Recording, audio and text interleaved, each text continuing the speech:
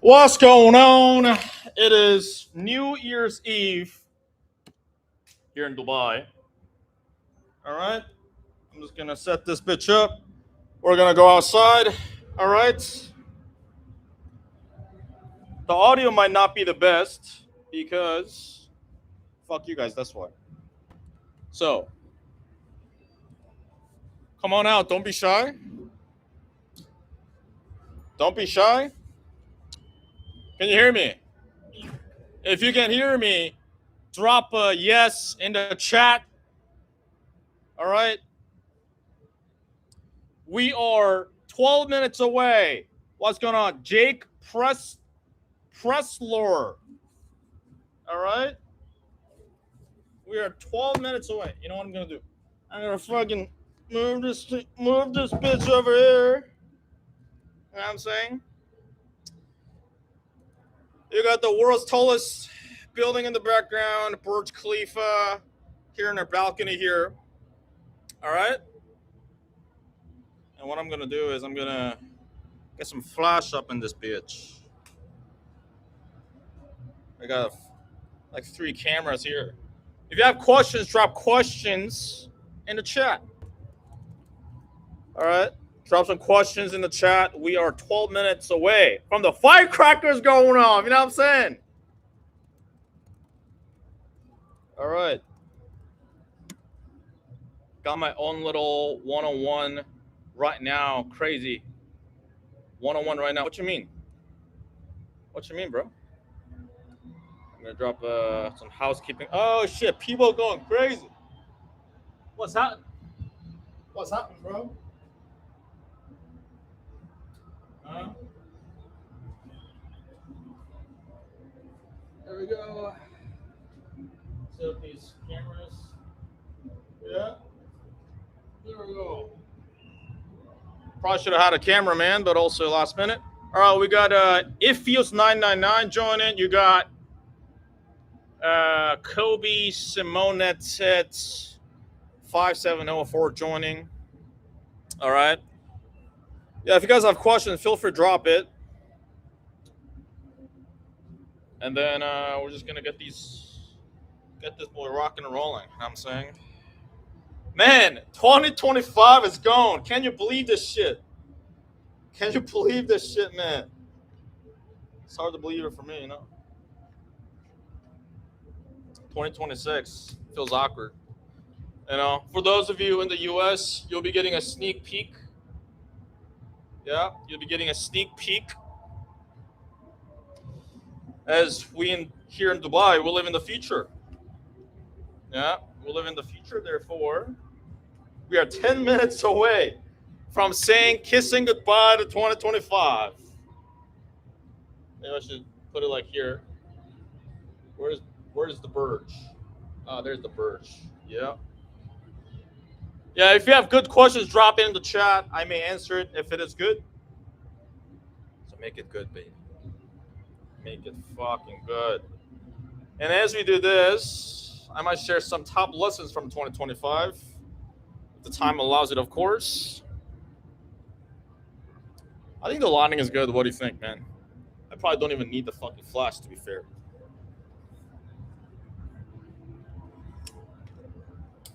I want to learn sales. Don't know where to start. Complete beginner. Yeah, man. I mean, go through the. You can go through the YouTube content here on my YouTube channel. Go through my channel. You'll see different videos in terms of where to go find proven high ticket sales rules, how to distinguish if an offer is legit or not. Offer means remote high ticket sales rule. Okay. If you want to fast track that, then you can apply the real sales system. It's in the pinned comment in the chat. You see the white button, click that. You'll be able to book a demo. And then only if you're not a headache, to work with, then you can apply. And if you're approved, then you should be able to schedule a call. Yeah, man. Yeah, you guys see this shit? You guys see man, my MacBook camera quality is not that good, so I don't know if you can catch that shit. I don't know if you can catch that shit, man. But Oh yeah, you do see a little bit, yeah. There we go. Put the camera over here. Put the camera over here. You know what I mean? Man, what a wild times, man. What a wild times. The year is already fucking gone. It's absolutely fucking crazy. Absolutely crazy. Yeah, fireworks looking nice. No, fireworks haven't started yet, buddy. Fireworks hasn't started yet, buddy. I'll move the angle here because Burge is obviously the name of the game, as we both know. Oh, the flash does help, huh? Maybe not. I don't fucking know. Just came across this randomly. Yeah, life is all about random, isn't it? Life is all about random. This year has been ups and downs. I know it sounds cliche, but it's been ups and downs. Ups and downs. It's been interesting. Yeah, I've had the highest high this year, and I have had one of the lowest lows. Maybe on this stream or maybe in a different video, we'll talk about it. Yeah. Where are you guys, by the way? Just drop in the chat what city you're in, because I want to know what city do you live in. Maybe I've been there, maybe I haven't been there. How does the New Year's Eve celebration look like for you?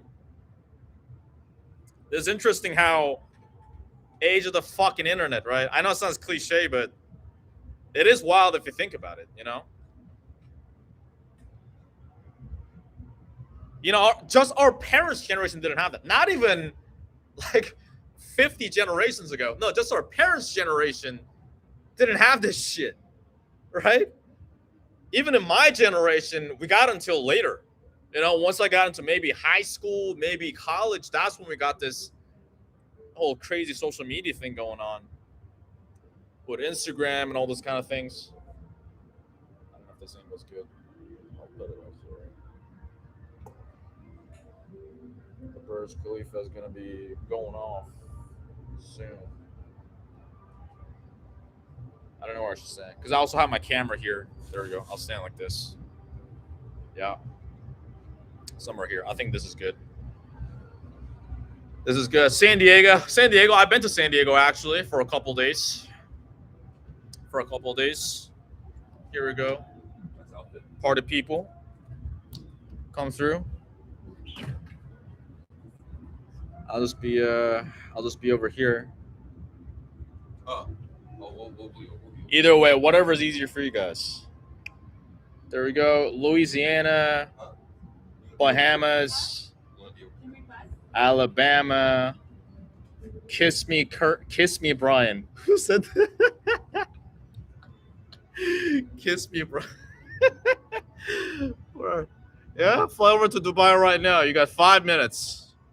You got 5 minutes, baby. Jen, you want some content? No, I'm good. No, you good? Alrighty.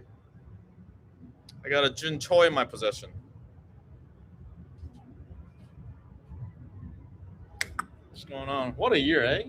What a year. What a fucking year, man. And also as an announcement, I'll be in Dagestan, Russia in the summer of 2026. This is my announcement. Dagestan. I'm coming for you. So maybe that stream will be in Dagestan, Russia. We'll be doing it. I don't know if they have internet over there. But yes, sir. You guys want water? Water. There we go. Hospitable, you know. I don't know if you guys know, I used to work in the hospitality industry. I was actually a nightclub promoter, nightclub host, and also an event host. I don't know if you guys know that. So, you know, sometimes people ask, "Oh, Brian, you don't drink. Like, why you don't drink?" I was like, "Oh, you know, I'm a recovering alcoholic from my club promoter days, my nightclub days." Habib, exactly. Who said that? Jake, you pressed blur 153. Exactly. Dude, these days all I don't watch like sales or business content that much. I just watch Habib and Islam Makachev. Who here watches UFC or MMA? Drop it in the comments. Is it Martial Arts chapter gonna meet with it? No, for real, dude. From the Bahamas, Alabama. I have not been to Alabama. Man, 3 minutes away. 3 minutes away, ladies and gentlemen. 3 minutes away. I'm just gonna do this. Just gonna do this.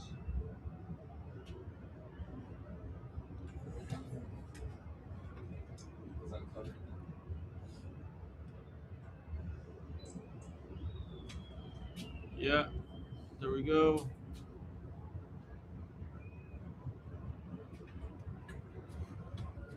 There we go, ladies and gentlemen. Yeah, Isaiah says he watches MMA.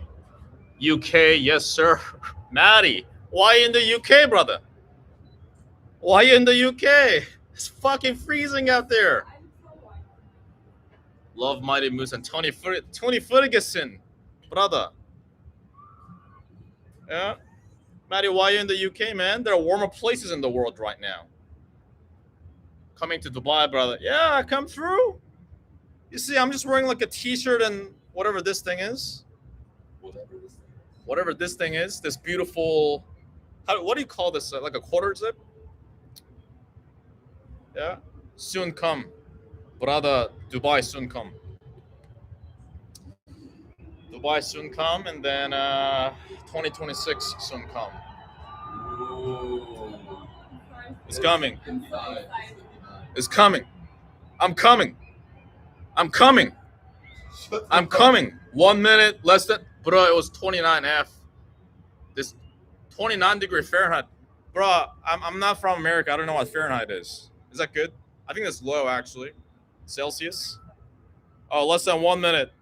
Oh, wow. Probably people see the numbers over there. It's not seeing the places. Oh, shit. It's happening. It's happening. You see It's it happening. lighting up and shit.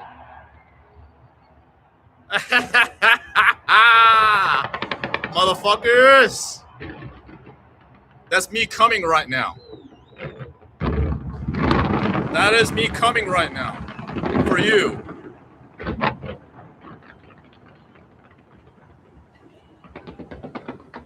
Yeah. Bird.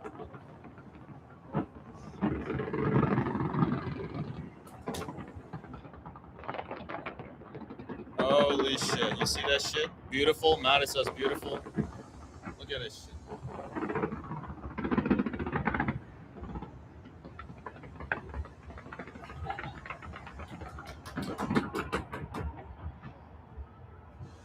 It ain't over. It ain't over yet. Look at that.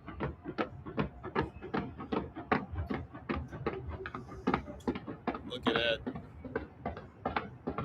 Hey, fireworks time. Your fresh fade is in the way. Yeah. Look at that, man. You don't see that shit?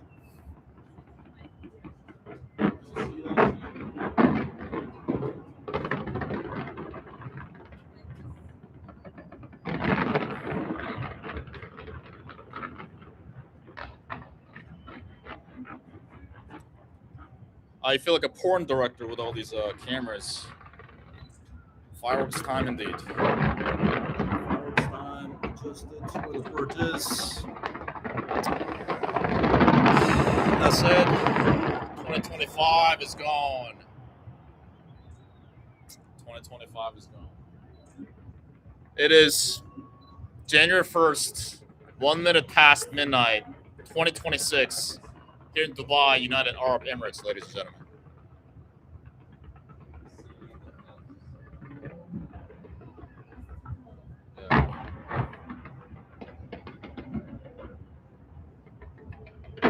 And I must say, it is truly a blessing to be able to see this from our balcony. I'll say that much. Truly a blessing to be able to see this from our balcony.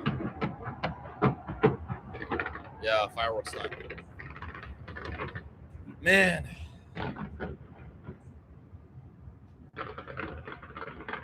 You know, a lot of people fly 14 hours just to see this. And definitely not from their balcony. Definitely not this close. Definitely not this close. Privately like this.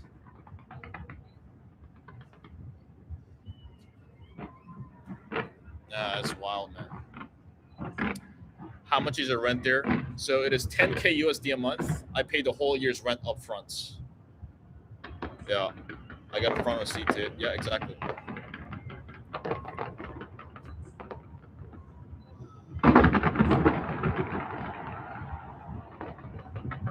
What a life, man. More life. More life. I'll show you a little bit more here. Oh man, just the camera a little bit. So you can see the birds. Let's see. You got a front row seat to it, yeah. It's a blessing. Worked hard for it. A lot of sacrifices. Congrats, brother. Best wishes going to 26. Right back at you. Right back at you. More life. Everybody watching this. I know I can come off like a psychopath. You know, people coined the term KBF, Korean bitch face, because I have a facial expression of a psychopath and that I want to murder you, then I hate you. Just know that's not my intention. In our culture, we don't small talk, we don't smile.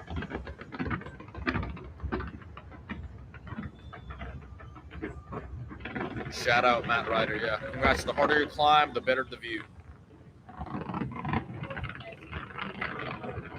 Yeah. Also, the bigger the target you become, actually. I'll talk about that too, maybe in this stream or maybe in another separate video. You become a threat. You become a bigger target. And people try to take you down. We'll talk about that too. People making up lies about you. People definitely made lies about me this year. As a bigger of a target I became, bigger of a threat I became. That's okay. People don't try to do that with irrelevant people, so it is what it is. It's not over though. It's not over though. Do you remember the moment your mind shifted? If so, what do you remember telling yourself? Man, great question. Maybe I'll come back to that. Did you quit sales because of Yash? That's one of the people that made up lies about me. I did not quit sales because of Yash. If I really quit sales because of Yash, why didn't I just go to a different company and keep selling there? Like, that makes zero sense. You know what I'm saying? And so it's great that Yash thinks that he has a lot bigger part in my life than he actually does. He plays zero part in my life, but I'm glad he thinks that way. And Yash thought it was Josh Lyons, not Yash. I don't know. You're playing on evergreen. But Jake says, you got this in the background while taking sales call right now? Bruh, close that deal, man. What you doing? This is not important. You see this? Jake, this is not important. Go close that deal right now. Go get those commissions. Yeah, people making up lies. Yeah. And people trying to talk shit. Listen, I have no intention of creating drama and talking shit about other people. I have no intention of doing that. But certain people just like doing it. Because like I said, some people just see me as a threat, which is fine. It is what it is. Yash thought it was Josh. What? That it was Josh Lyons. I have no idea what you're talking. Oh man. You see this shit? Y'all see this shit right now.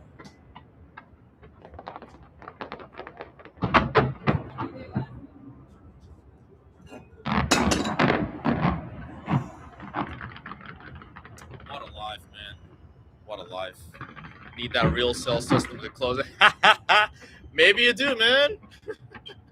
Maybe you do need that shit to close it. But not just this one, but bigger ones too. Yeah, keep closing that shit.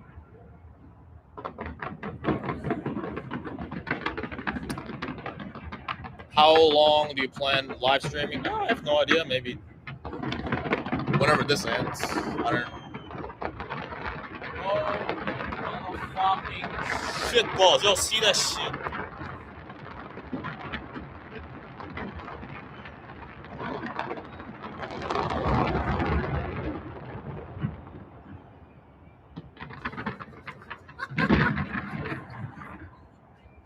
Y'all see this shit? Once a year. Once a year. Ah, is it gone? Maybe it's gone. That's a great life lesson right there, ladies and gentlemen. That's nothing is permanent. Everything is temporary. Got a question for you if you don't mind. You have a decision tree for closing, but let's say you have the client isn't going to buy. Do you have a decision tree as well for booking the appointment? Do you mean in terms of outbounds, like setting, or do you mean objection handling? What do you mean?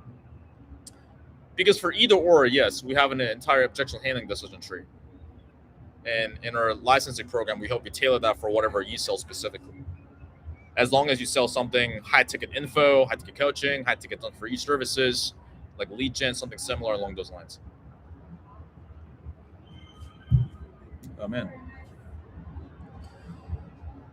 So maybe that's it. Maybe I'll go through questions though. Man, what a life, man. What a fucking life. That only lasted 9 minutes. That only lasted 9 minutes. Well, you know what? I'm glad that it only lasted 9 minutes, because if it lasts longer than that, you don't get to truly appreciate it, right? This year, maybe I'll share it in this stream or maybe in a separate video, but this year, I've gotten to learn really valuable life principles and life philosophies. Not to get too woo-woo or too airy-fairy on you. But yeah, I mean, I'm glad that only lasted 9 minutes. Can you imagine? 9 minutes, just once a year. Yeah, just 9 minutes once a year. But if it lasted like 20, 30 minutes, at one point people are going to be like, oh, whatever. Okay, we get it, right? But the truly valuable part is that it ends when you're still yearning for it. You know what I'm saying? You're still, man, I wish there was more. That's when you end it. You know? Oh man, my connection is unstable. Can you still hear me? It says, okay, we're back. Yeah. If we lived forever, we wouldn't get to appreciate the short years we have on this earth. And for you, it could be 80 years, 90 years. It could be a lot shorter than that, knock on wood. But, my best friend from high school, he only got to live until 20 years old. And so we all hear these news and we hear about these stories until someone very close to you, someone you love, you care about, they're not around you anymore. And so same thing with yourself, your parents, or people that you love.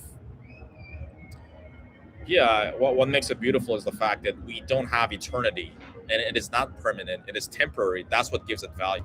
I mean, we're all in sales, so we all know the concept of scarcity, right?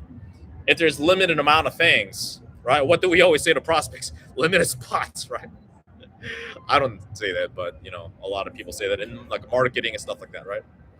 But that's what makes it beautiful. That's what makes it more valuable. Whenever you go to a watch store, whenever you go to a car dealership, like a luxury car dealership, what gives value to those watches is the fact that it's very hard to get those watches.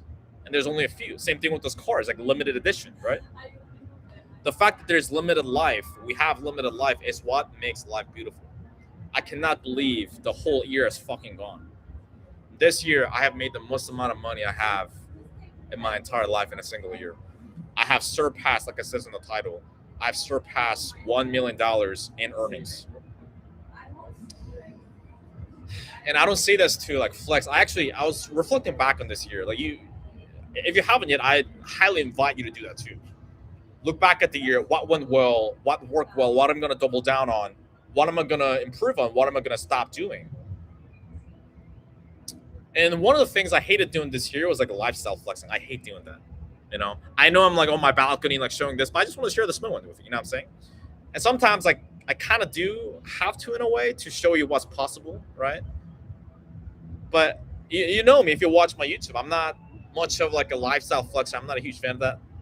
You know, maybe next day you'll see me in a bunch of cars and shit like that. But I'm more of a tactician. You know, I like to more break down. I break things down in terms of data and like what works, and here's the step by step tactics, and that that's what people enjoy from our licensing program, Real Sales System, the most. Whenever sales reps come to us and want to get to 10K, 20K, 30K a month, no income claims. I'm not saying you're gonna get there. I'm just saying historically our members come to us for that.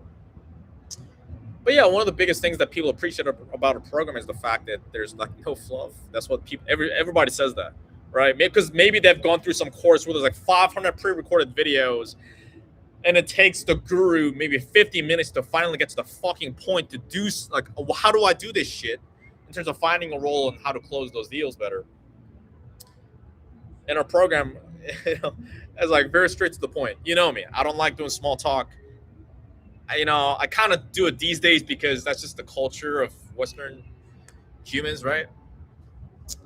But yeah, I just like to get to the fucking point. That's what I do. But from time to time, I also kind of almost it's my duty to show you what's possible on the other end as well. I do have to show you what's possible on the other end, because if not, like, what's the whole point, right? If we're walking and if we're just sprinting through a dark tunnel, it's cold, there's like water puddles everywhere, and there's like wild animals out to fucking kill you. You're starving. You're tired. You do need to know what's on. You at least have an image of what's on the other end of the tunnel, right? Otherwise, it's just so like you're like, when is this gonna? Is this even worth it for me?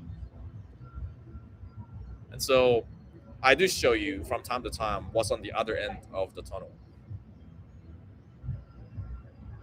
and this is wild for me. This is wild. This is my second year in this building. My first year, I had a one bedroom, and I was on the other side of the building, so I couldn't see Burj Khalifa. I was on the other side, and it was a one bed.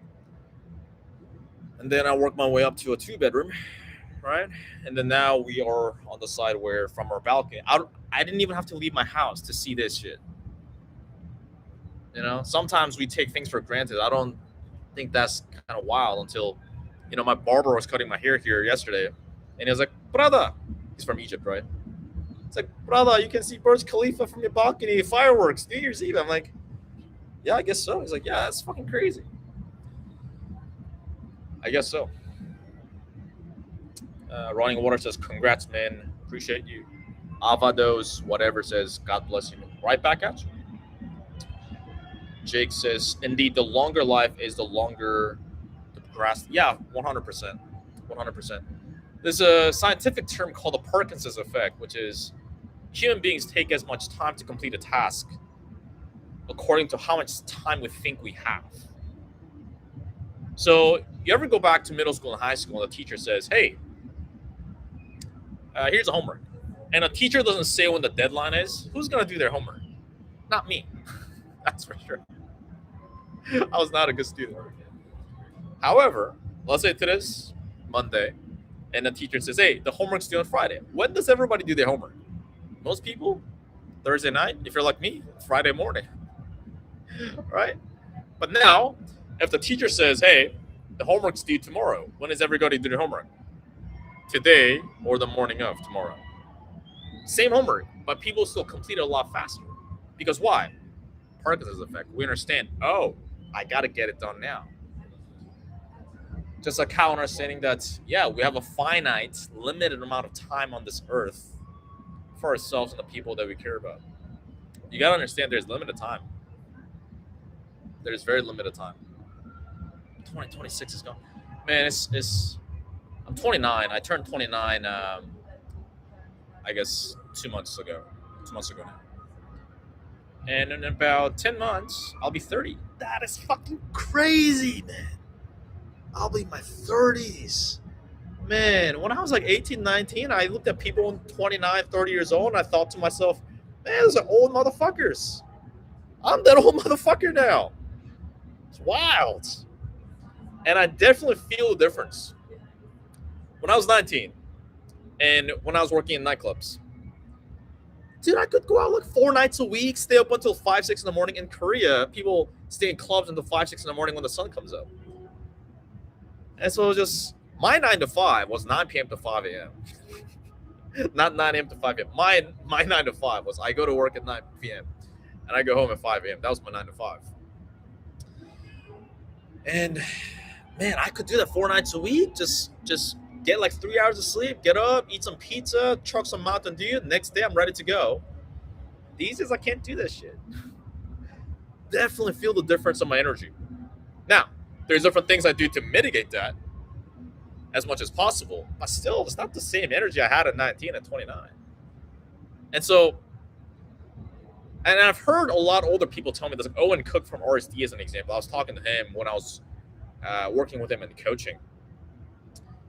Owen Cook's the OG in the dating space. He's pretty much like the Sam Evans in the dating coaching space. So built a really revolutionary business called Real Social Dynamics.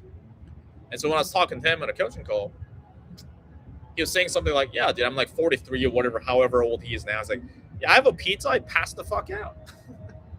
I have a pizza, I'm in a coma. And so he spends, what is it, like $800 a month just on these like mushroom supplements, like Reiki mushrooms, just on Reiki mushrooms. Not even his entire supplement stack. Crazy shit. But dude's a fucking machine, I'll tell you that. The dude is a fucking machine. He's on the road all the time doing in-person seminars. He loves it. He's a fucking psycho. He's still going out 4 or 7 nights a week doing boot camps with his students. He doesn't have to, but he does. He loves cold approaching. He loves going out to clubs and meeting people and socializing. He loves that shit. He's been doing it for like over 2 decades now. And I respect the hell out of that. Jake asks, do you plan on still living there in 2026 or majority in Russia this year? Great question. My home base is Dubai. And I don't know when that'll change or if that'll change. But yeah, for majority of the year, I'm in Dubai. Russia and Dagestan, I'll probably be 1 to 2 weeks. Who knows, though? Maybe I'll stay longer if I like it, if I love it, or if I get kidnapped by some Russian mafias, and then I never make it out alive. I don't know. We'll see. You'll find out. Jake says life goes by fast. Indeed, it goes by fucking fast. It is crazy, man. I was visiting my grandparents last year. Whenever I go back home to Korea, I visit my grandparents. And man, I noticed that when I came in, my grandfather, he doesn't have hair anymore. No hair. He used to have hair. He used to have dark hair, and as the years went by, he now had gray hair. And now he has no hair. And I remember walking into the room, and I said, "Hey, Grandpa, I'm here." I mean, Grandpa just looks at me and with a blank face, like I was like, "Hey, Grandpa, I'm here." Yeah. And that's when I realized that he's at that age where he's not able to recognize me anymore.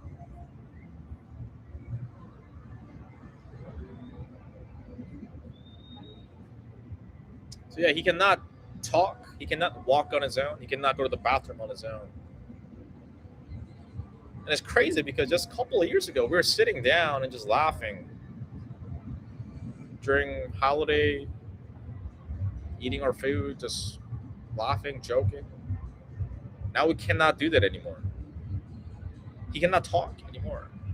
So that's one of those things I took it for granted as well. Yeah, time goes by fast. I mean, that is the natural order. I understand that, but man, when I was going back home, it just, I don't know, something felt empty inside of me. But what can we do, right? We just get to appreciate the current moment that we have. That is the only thing we can do. Right? That is the only thing we can do. Just appreciate what we have right now, because we cannot fix the past. The future is not here yet. We can plan to the best of our ability, but we cannot fix the future yet.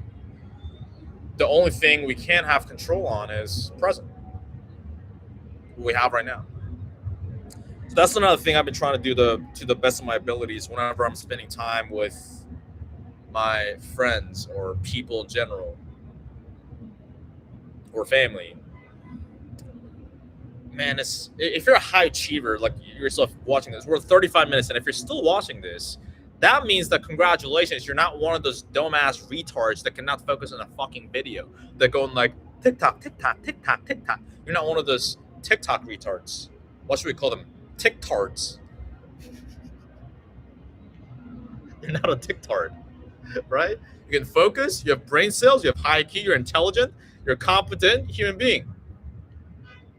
And if you're a high achieving, you want more, right? You don't want what everybody else fucking does, right? Even other people could look at you, maybe your hometown people, your friends or family, look at you like, man, you're doing good. But you don't want to just do good. You want to do fucking amazing. You want to keep doing fucking amazing more and more. It's hard to really have an off switch, so to say. You ever feel that way? When you're, let's say you're hanging out with your girl, your parents, your family, your friends, and obviously they don't know about the sales business shit, right? So you're just trying to relax the fuck out, but you're thinking about, oh man, I gotta get better with objection handling and this and that. I gotta keep improving myself, which is fun, fantastic, right? Phenomenal. I respect you for that. I appreciate you for that. I'm the same way. But obviously, if our brain's going haywire like that, then we don't get to appreciate the time we have with the people that we care, people that we love. And that's another lesson I have from this year is when I'm with my girl, my friends, family, just try to forget about that and just be in the present. Just enjoy the moment. Just have the good food. Have the good foods. Enjoy the presence. Because again, nothing is guaranteed, my friend. You're a sales rep, you know that. It's the same fucking word tracks, the reframes you tell to our prospects. Right? Nothing's fucking guaranteed. Looks like your skin has cleared up, ecom branded. Yeah, it's interesting. About this time last year, I had like this crazy acne break, man. It's wild. I don't know what happened. I've never had that in my life because I'm Korean. And us Koreans, because we eat a lot of rice and kimchi and Korean fried chicken, we have indestructible skin. So a lot of people actually fly over to Korea just for like the skincare treatments and whatnot. It's funny because, whenever I'd go on a date, right, I meet a girl and she'll ask me, hey, what's your skincare routine? Your skin's really good. I'm like, tap water. You know what I'm saying? Because I don't do anything to my skin, right? But last year, like this crazy, like fucking acne break, it was like wild, like, oh, it was like, it stung, it was like irritating, it was like inflamed, it felt disgusting. And I tried all sorts of shit, man. I tried like this skincare cream that I saw online. I ordered them. I tried that. I tried maybe 3 or 4 different skin creams, and none of them worked. I went to a dermatologist here in Dubai. Didn't work. Went to Korea. Got skincare, laser treatment. Still didn't work. I tried like 8 different things, right? I'm spending like money too, like hundreds of dollars. I'm like, and I see it on my YouTube videos too, man. I'm like seeing people in person. Yeah, I'm a guy, and like I try to ignore as much as possible. At the same time, in one corner of my mind, I was like, I did think about it. I was a bit cautious, I wasn't like super insecure about it, but I was cautious a little bit. It just felt like disgusting, man. Oh, it just felt, I don't know what it was. I even wanted to, anyways. So I'm like, man, why even bother, right? That's another life lesson too from, by the way. I'm like, why even bother? Why do I keep trying to fix this? I was a bit jaded, yeah. But one day I get an ad of like the supplements that apparently helps you fix these acnes. One quarter of my mind, I was like, yeah, I don't fucking know, man. I tried all these things. Why even fucking bother? I was like, you know what? I mean, what they're saying makes sense. What else am I gonna do? Just live with disgusting acne, call up like.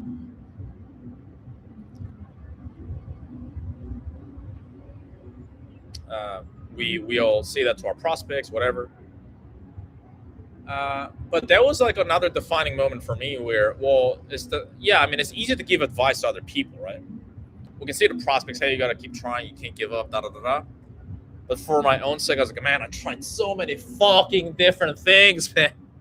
Spending all this money, all this time.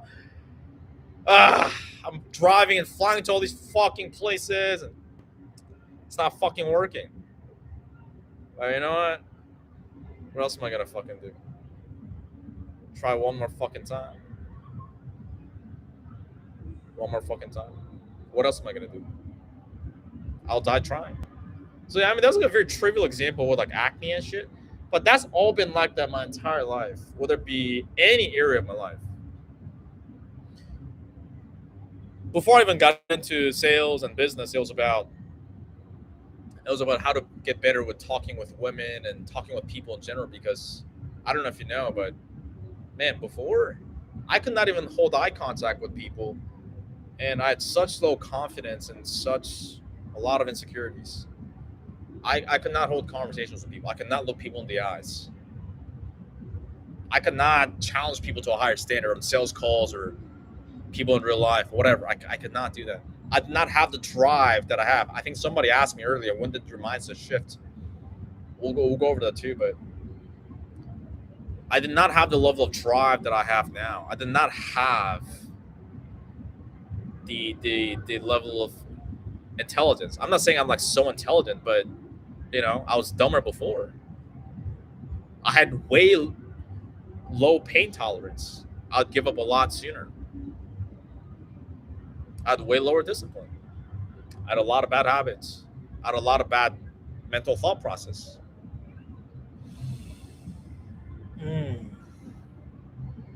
Yeah.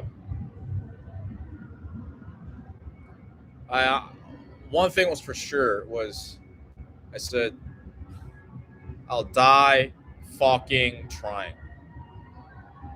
I will die fucking trying. When I was first trying to get better with cold approach, talking to women, I would go up to the streets. I would go out 5 to 7 days / nights a week, approaching 50 different women / strangers a day. And I get rejected a lot. Like, hey, excuse me. They're like, hi. They don't even acknowledge me, man. Korean girls, I'm telling you, Korean people do not like talking to strangers. That's what I'm saying. They do not do small talk. They do not smile. And they don't like talking to strangers. And in that, I was like, hey, excuse me. I was like getting rejected after rejected after rejected, man. Just rejection after rejection. I was like, you know what? I'll die fucking trying, bitch. I bought dating courses, dating coaching. I went to in-person dating seminars. I sought out mentors even back then, right? And I would just like have no ego. And I would look at guys that are good with talking to people and women. I was like, what are y'all doing? I had zero ego. Zero ego. I'm like, what do you do? Like, what do you say? How do you say it? Like, what's your philosophy? Every time I go home in the subway, because I didn't have money to get in a taxi back then, I'm just like in the crowded fucking subway rush hours. I'm like writing down debriefing. 2 things I did well. 2 things I need to improve on. 1 thing I'll work on tomorrow. What I did well, I approached 50 girls. What I need to improve on, I need to hold better eye contact. 1 thing I'm going to work on tomorrow, do not break eye contact, even if it's uncomfortable. And so I've been debriefing since then. And so the members that come into Real Sales System, same thing. I give them the same debrief template. 2 things you did well, 2 things you need to improve on, 1 thing you'll work on tomorrow. All right? Maybe what they did well was, well, on the sales call, I followed the framework. What I need to improve on is, well, I let that person go way too soon in objection handling. So what I'm going to do is I am going to just sit there. Next time, even if I burn the lead, even if they hang up, let me just sit there and just let them hang up. I'm not going to hang up, as an example, right? But one of the biggest fucking reasons why people don't improve, if you look back at the year, the reason why people don't really move forward is because they do not analyze, they did not debrief what they did well and what they need to fix and improve on. That is the reason why most people feel like they're living in Groundhog Day, where they're like days go by, weeks go by, months go by, years go by, and their life doesn't really move forward that much. And that doesn't mean you need to be in a really bad spot right now. It's not that you're living in your mom's basement or homeless. You may be doing well on other people's standard, maybe making good living, but still, again, you don't want to make good living. You want to make a fucking incredible living. You want to have the best life possible for yourself and the people that you love. And that's not going to cut it, is it? Of course not.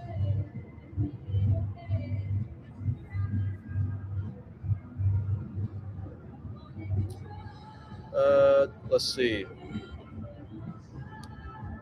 Do you think sales will still be profitable in the next 3 to 5 years, considering AI revolution? Great question. I've been getting asked this question quite often, and I'll tell you from like an unbiased, truthful standpoint, not from the standpoint of, oh, I need to tell you a lie to sell my course or whatever, because it is an interesting phenomenon. I'll tell you this: closers will not get replaced anytime soon during our lifetime. That's my prediction. However, appointment setters, DM setters, and phone setters, there's a very high chance that they'll get replaced in the next 1 to 3 years. Yeah. And the reason why I say I'm not right now, because, and I'll tell you this, because I've tested, as a business owner, I've tested AI DM setter, and I have business owner friends, right? I mean, I'm also in different business masterminds, so I know what business owners do, right? They try out these like AI phone setters, they try out AI DM setters, these things. I've tried out a few services myself as well. And I'll tell you this, the AI DM setter, a lot of them they're overhyped. Same thing with the AI phone setters, right? So they'll be advertised like, oh, like you'll replace your DM setter and your phone setter, da da da. But when I test it out, the AI DM setter is just not as good. And I get that there's a training period. You got to train the AI. Dude, I tested that. I trained that shit every day for like 14 to 30 days, and we have better training than most vendors, right? And it's still like, it wasn't a matter of not being skilled. It's like it still made errors, right? Like double sending the message, even it sent it sounding robotic, so on and so forth. And I'm saying, and with the AI phone setter, yeah, like I've tested different ones, and I can clearly tell, this sounds robotic. I know this is AI. I'd rather talk to a human, right? So, and I've also talked to companies, business owners, companies that offer these AI services. In Dubai, there's actually a really big AI voice agents company.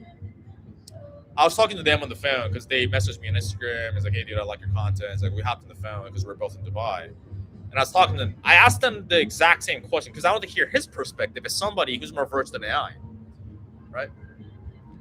I said, hey, do you think sales reps will get replaced by AI? If so, when? He said, setters and receptionists, yes. Closers, no. Because what the closers do, we take payment, we take objection handling, and so on and so forth, and onboarding. For the AI to handle that, it's not there yet. And I don't think it'll be soon either. He didn't believe that it'll be soon either. Because listen, if I believe that, yes, AI will replace closers, then like I'll probably do that. Right? I'll probably be doing like the AI closing business, whatever. I might be. I don't know. Who knows, right? But no, closers are still very valuable positions in a company. And again, I'm not saying this just to sell you my course and my opportunity. Of course, I have an agenda for that. I run a business here, right? I'm not running a fucking charity. However, just truthfully, and my prediction and my opinion may change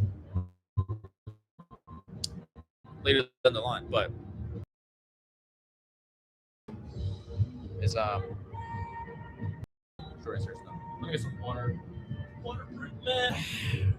Fucking old man over here. I was gonna go to bed at 11 p.m., but fuck it. It's New Year's Eve. It's 38 minutes past midnight, January 1st of 2026. Here, Dubai, ladies and gentlemen.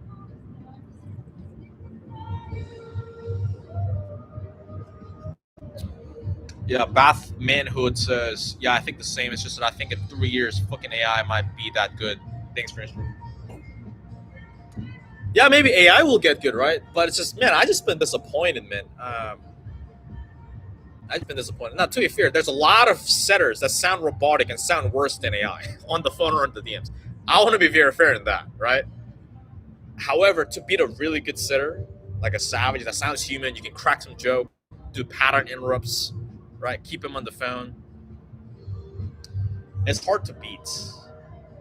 And also the moment, I don't know, man, like especially on the phone, if the prospect is like, this is AI, from then, like the probability of them hanging up becomes very, very high.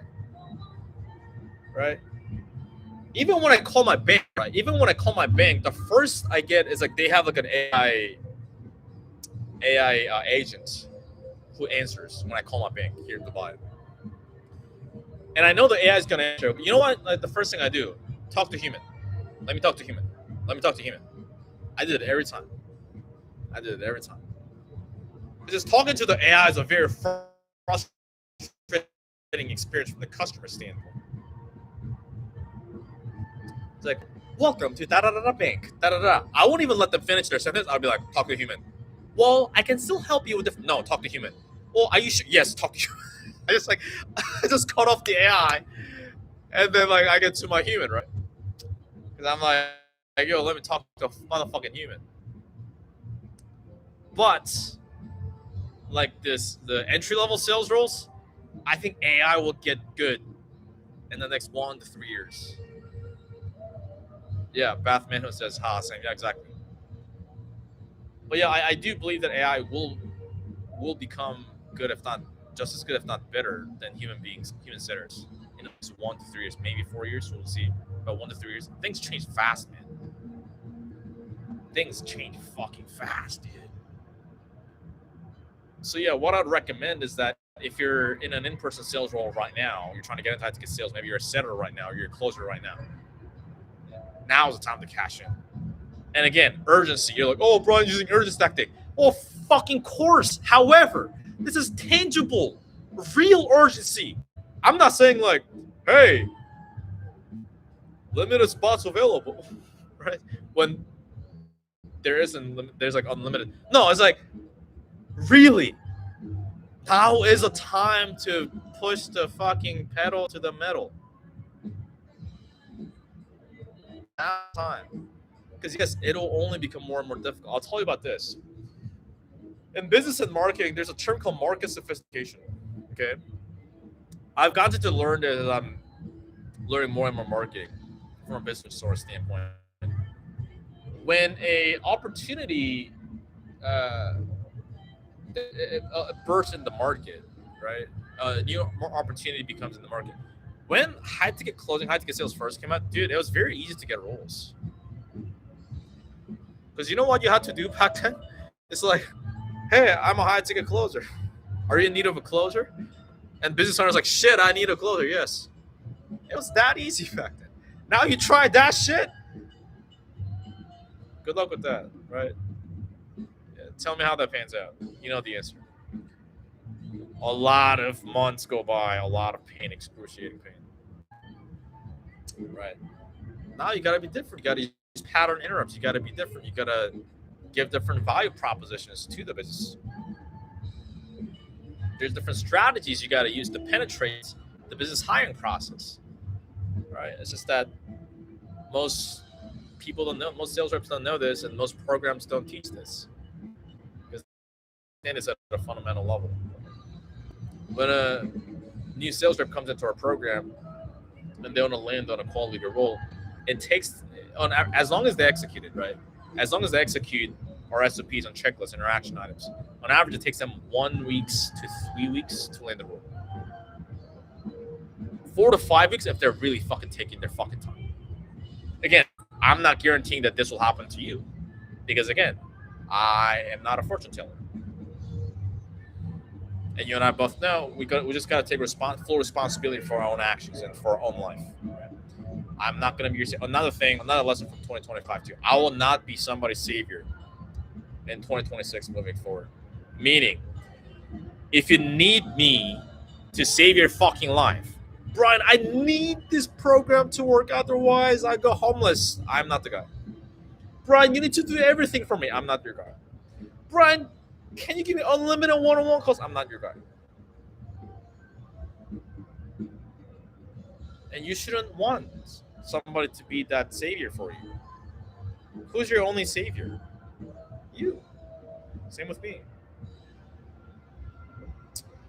I do regret taking on certain students into real sales system in 2025 just because so much fucking headaches that cost, man. You know, there's certain people that had drug problems in their life. Wish I would have known that. That was a problem.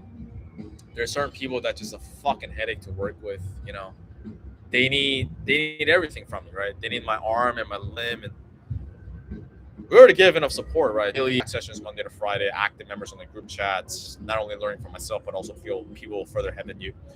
Upcoming this year, we're also gonna it's gonna be easier for members to get on roles because we're gonna have recruiters dropping roles inside of a group as well that only our active members get access to.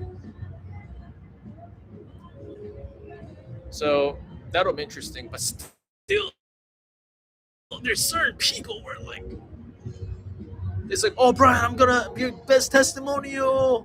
I'm gonna take so much action. I'm so excited. Just disappears. I'm like, where'd you go, buddy? What happened to your promises? What happened to your goals? What happened to the people that you love, people that are counting on you? It's unfortunate, but it is what it is. But it is a beautiful thing, right? It is a beautiful thing that most people, it sounds cliche and also sad, most people just don't have what it takes to succeed. And that is a beautiful thing because, again, we talked about scarcity and values are interlinked, right? The reason why those fireworks are beautiful is because they don't happen once a year at the end of the year for only 9 minutes. The reason why life is beautiful is because death is guaranteed. Death is guaranteed, yet when death will occur, we don't know. That's an unknown variable, right? How often are the meetings? Monday to Friday. Monday to Friday. What time are they? 11 a.m. EST. And well, you can just show up early, ask your question, get your questions answered, just bounce if you want.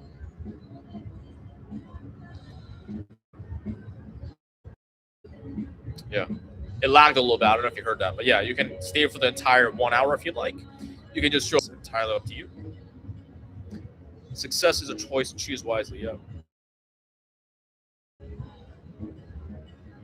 My former boss, Jeremy Miner, told me that. It's interesting because that is one of the first things. And when I left the company, those were the exact last words that he sent me on Slack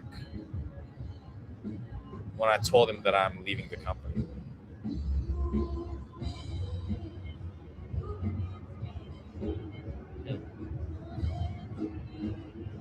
Yeah, it's interesting, man. Big moisture tan. What about triage call centers? I think that'll be similar. I think they're asking about, will triage call centers get replaced as well? I think it'll be similar to the receptionist of the outbound. Yeah. Yeah. I mean, entry level sales. Here's the thing. Here's a life principle, right? One of the biggest things we teach and we transfer inside of our licensing program, Real Sales System, to our members is being a critical thinker. The reason why most sales reps fail, the reason why most people are mediocre and they don't become exceptional is because they're not able to think critical. They're not critical thinkers. They're not able to think from first principles basis. Now, that sounds very esoteric and woo, so what the fuck does that mean? I'll give you an example. Most people just want the tactics, right? Oh, dude, what do I say when the prospect says, let me think about it? Like, what should I say? Hey, what should I say when they say they want to talk to their wife? Hey, what should I say or do when the prospect is being vague? Which is a fair question, right? You'd want to know that. And yes, you do want to know that. At the same time, that is not first principle based, because here's the problem with that. oh, what do I say when they say this? That is not a productive question, because whenever you run into a problem and your first question is, what do I say when they say this? That will never fucking end. Because there's a gazillion things a prospect could fucking say to you. They could give you this vague answer answer number one. They could also say, let me talk to my spouse. Oh, I'm just looking around. Oh, I don't know, I'm just looking to make more money. Oh, I don't know, I just saw the ad. In that case, what do I say when they say this? It's too many, right? It's like, oh, what do I say when they say they want to pray about it? What about this specific objection? That'll never end. So you'll always get stumped. You're like, I don't know what to do. But being a first principles thinker, being a critical thinker is, okay, cool. So why is this happening? And what needs to happen in order for me to overcome this? Right? What is the root cause of this? And what needs to happen in order for this problem to be overcome? As an example, right? So when somebody gives you a vague answer, there's different, like a vague answer meaning like short answers, right? Let's say, hey, so what's the outcome you're looking for from starting this business? Okay, from getting into trading. If they give you a vague answer like, no, I just saw the ads. Now, why are they saying, instead of saying, oh, what do I say here? No, why are they saying that in the first place? Oh, I just saw the ad, I just want to check it out. First of all, they didn't answer the fucking question. Right? And number two, if they go, I just saw the ad, that was not the question. So they're deflecting it. Right? They're deflecting it, they're not answering the question. So what they're trying to do is trying to stay surface layer, trying to take the focus off of them and not taking full accountability, responsibility for their goal and not opening up. Now, why is that happening? Or maybe because that they don't trust us because we just met, or they're nice cold leads, right? Number two, it's just they misunderstood the question, so and so. But most likely it's the first one, right? So what are we gonna do is, okay, cool. If they have a guard up, what are I gonna do? Well, in order for you to help them take down that guard, then I gotta disarm them. Now, how do I disarm them? There are different things we can do. We can make them laugh, right? Because when you make them laugh, there's a phrase also my former boss Matt Ryder told me as well, which is make them laugh, make them breakfast, which simply means that in a dating context, let's say you have you're speaking to a lovely lady. In the beginning, let's say you go up to her at an event, at a restaurant, whatever it might be, right? And she may be a bit closed, obviously, whatever. He may not be my type. But eventually you crack some jokes, right? She may be like, you said it to all the girls? Is that your pickup line? And if you say, if you try to justify, it's like, oh no, it's only to you, baby, I love you. She doesn't respect you, logically, right? It goes over her head. But if you make her laugh, like, I guess my mom and my grandma, so yeah, a lot of girls for sure. And you say it in a playful, cheeky manner. It's like, oh, okay, look at this guy. She starts to smile, maybe a little bit of chuckle. That's all you need to start getting their guard down. Same thing on a sales call, right? Oh, I just saw the ads, right? I just want to check it out. I'd be like, I just saw an ads promoting a dildo today, but, I didn't go on their website because I don't need that. You know what I'm saying? I just made it up on the spot. Now, you just contextually, if you talk to prospects and your prospects are like very professional corporate people, I'll not use that, right? And if your personality doesn't match it, if you're selling to like accountants or like lawyers, right, very like proper corporate, those kind of people, professional setting, and your personality doesn't match them, and you cannot pull it off, I would not use it. I would use that more so like a B2C setting. You know what I mean? And you're talking to another dude, like kind of your age. It's all calibrated. That's another first principles thinking. So, yeah, the biggest reason why people fail or really don't succeed is because they're not able to think this way, which is unfortunate. And to be fair, school doesn't teach that. Most sales courses and sales programs don't teach that. Most YouTube videos don't teach that.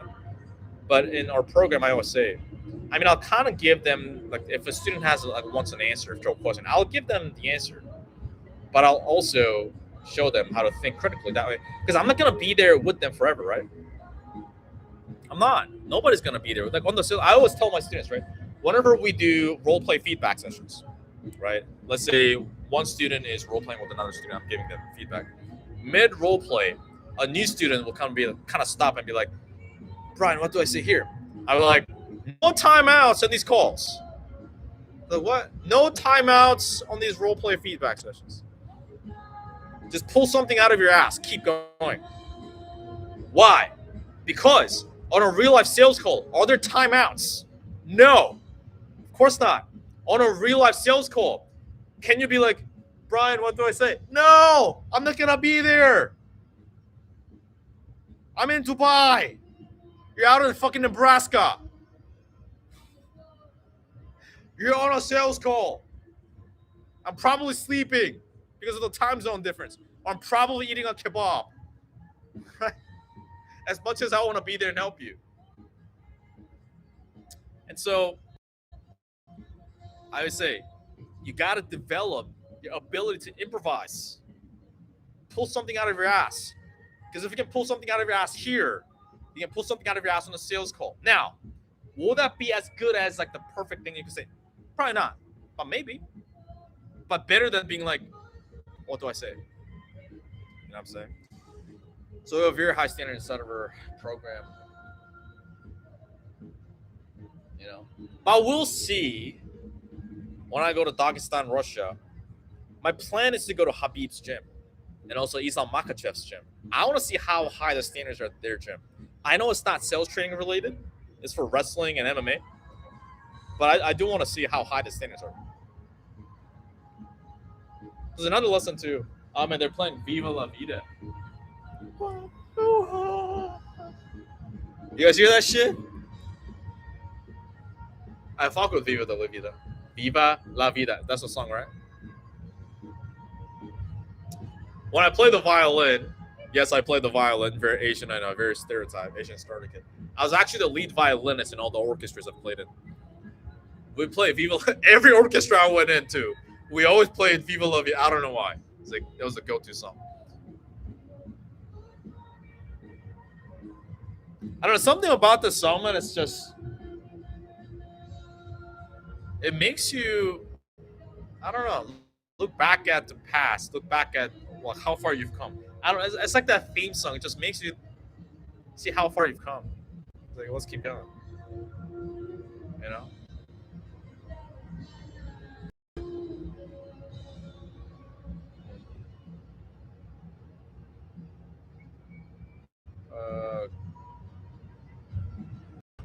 Hey Brian, I'm currently selling a training school. Training for a training school. What's a training school? How would you suggest I go about finding better roles and sales? Thank you. Well, first you got to define what the fuck you want, right? And then what life experiences you could also leverage. Because there's two ways, right? One way is you sell what you're just good at selling, and the second way is you learn how to sell other stuff. As an example, let's say you own the gym, right? Let's say you used to own a gym. So, like, if you sell for, let's say, like a business coaching program that helps gyms grow, and then they have like decent commission structure, you might do well there because you speak the lingo, right? If you traded before, if you were a trader before, right? You did like forex trading. You know, it might be an easier bet for you to go into like a trading offer. And both of those offers, you can make decent money. You know, anywhere between 10K to 30K a month. I'm not saying you're gonna make that for sure, but I know plenty of reps that make those amount. So that's one way. Another way is, well, I don't really give a fuck. I can learn the lingo and shit. As long as it's a high-paying role, then go find it. You can go through my YouTube, and then there's different videos on that, where to go find these roles. Obviously, I cannot share the full thing. I have to hold back in terms of the exact nitty-gritty, because obviously it's free content. If you just want to shortcut that, just skip the line and have somebody hold you to your highest possible standard possible and really push yourself. You're on other people who are also in that environment. And if you're a hardworking, smart person, intelligent person who's not a headache, then you can apply to Real Sales System. That's a licensing program. You can go to the pinned comment. It's like a white bar you'll see in the top of the chat bar or whatever it may be. Click that, it'll expand. You go to that link, you'll be able to see the demo, and you'll be able to fill out an application. If you're approved, you'll be able to schedule a consultation. Thanks for the feedback and the info. Yep, sounds good. In a loud world, how do you find focus internally, especially being a person looked for? I'm not sure what you mean by the last part, but in a loud world, how do you find focus mentally? It is a loud world, isn't it? Especially with social media and everything. It is a very loud world, full of distractions. Online, people try to get you. I mean, for most people watching this, you may not be. Uh, as I go higher to higher heights, and I don't want to say that it sounds like very cheesy for me to say it, but it's just objectively that's how it is. I become a bigger target, and there are people that try to get more clouds from me, which is whatever, fair enough. Um, but if it's false, that's not funny, right?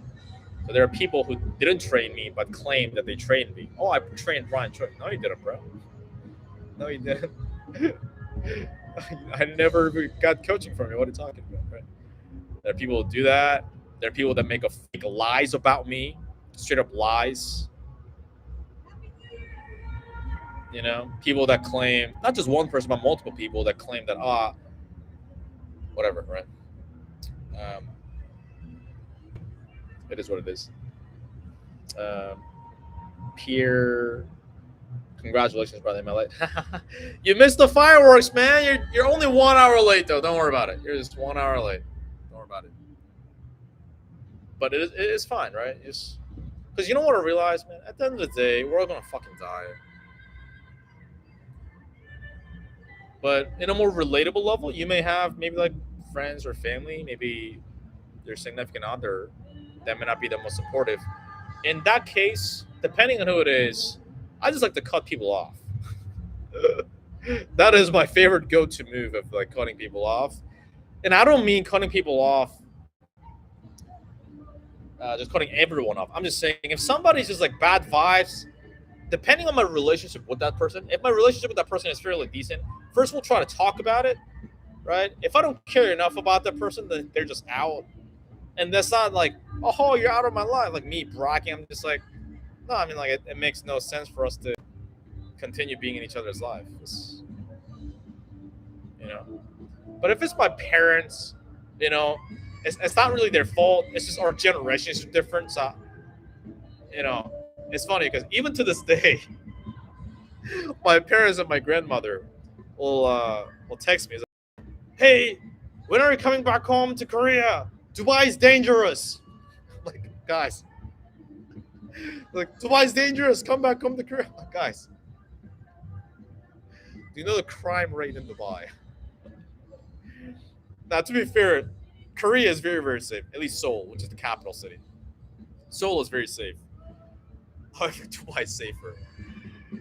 So, but it's just a generation gap, right? They just didn't know. In that case, it's not like I'm gonna cut them off. I just like, guys, I'm just kind of like shrug and laugh it off. You know what I'm saying? Yeah. Yeah, these are some great questions, right? Jake says, "What are some red flags that make you cut people off?" Emotional men, that's a big one. Yeah, emotional men. So I've had male friends that I was friends for 9 years that are no longer friends because those people cannot control their own emotions. So this may be a good soundbite, but I'll give you some examples. So one example, one friend I used to have, and also unappreciative people. So I'll give you one example. Okay. So one friend I had, I've known him for like 8 years. I've known it since I was like 19, so almost like fucking 10 years, right? I've known it since 19. When I was 19, I was like dead broke, couldn't talk to people, and he was a lot more successful. He was making like 6 figures a year, and then we became friends and whatnot, spent a lot of time together, and then as the years went on, I surpassed him in income, right? Which is whatever. I started to make more money. This is when I got to, I believe, when I was doing like maybe 10 to 20K a month in commissions and sales, maybe. And so he has his own business, right? He has his own coaching business. He has his own coaching business. And so, yeah, he was asking me for some advice. Hey, Brian, like, how do I make more money with this thing? He helps men with their confidence and whatnot. He's a confidence coach, if you can call it that. I'm not going to go into too much details, but yeah, like you can say men's confidence coach. Yeah, at that time, I believe he was making like maybe $1 to $2 grand a month. Dude, how do I scale this thing? How do I make more money with this thing? Because he knew that I knew sales and marketing. Okay, like let's do this and this and this. So I gave someone advice, and then he went from making 1 to 2K a month to the next month he made 25K a month. Yeah, like the next month. He was working like 4 hours a day.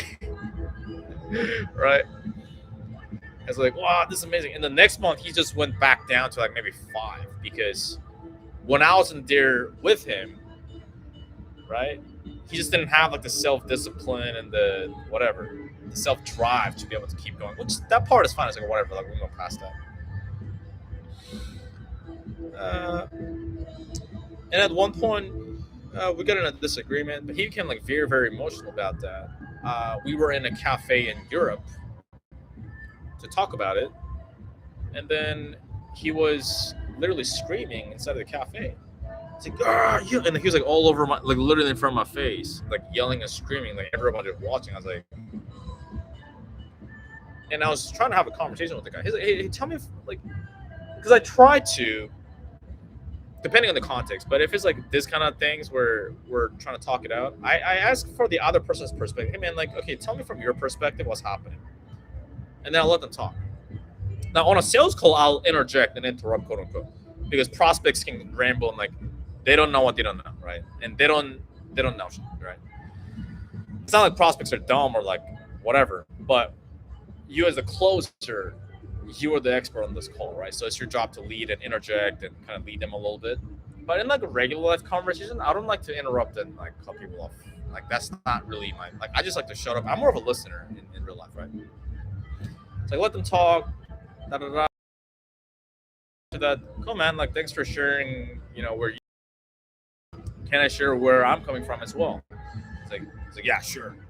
Saying in that demeanor, I was like okay, whatever. I started talking, and then he'd call me off like every like other sentence. I was like, "Hey, you texted me to meet here, so do you?" I listened to when you were telling your story.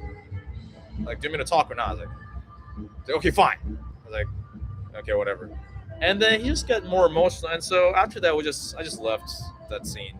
We fell apart. Later on, like a year or two after, he texted me asking for forgiveness, and I was like, "Yeah, whatever, that's fine, dude." And so, yeah, I mean, we got on better terms again, I suppose. And then after that, he just kept calling me. I'll be busy, but I'll just like answer the phone. I'll talk to him for like 1 or 2 hours, still giving him like business advice. He's like, dude, I don't know, man. I'm so unmotivated. I don't know. I want to be successful like you. Da da da da. And I was like, okay, like why don't you do this? He'd never do those things. He said, dude, I really want to retire my parents, but he'd never do anything about it, right? So I was like, okay, whatever.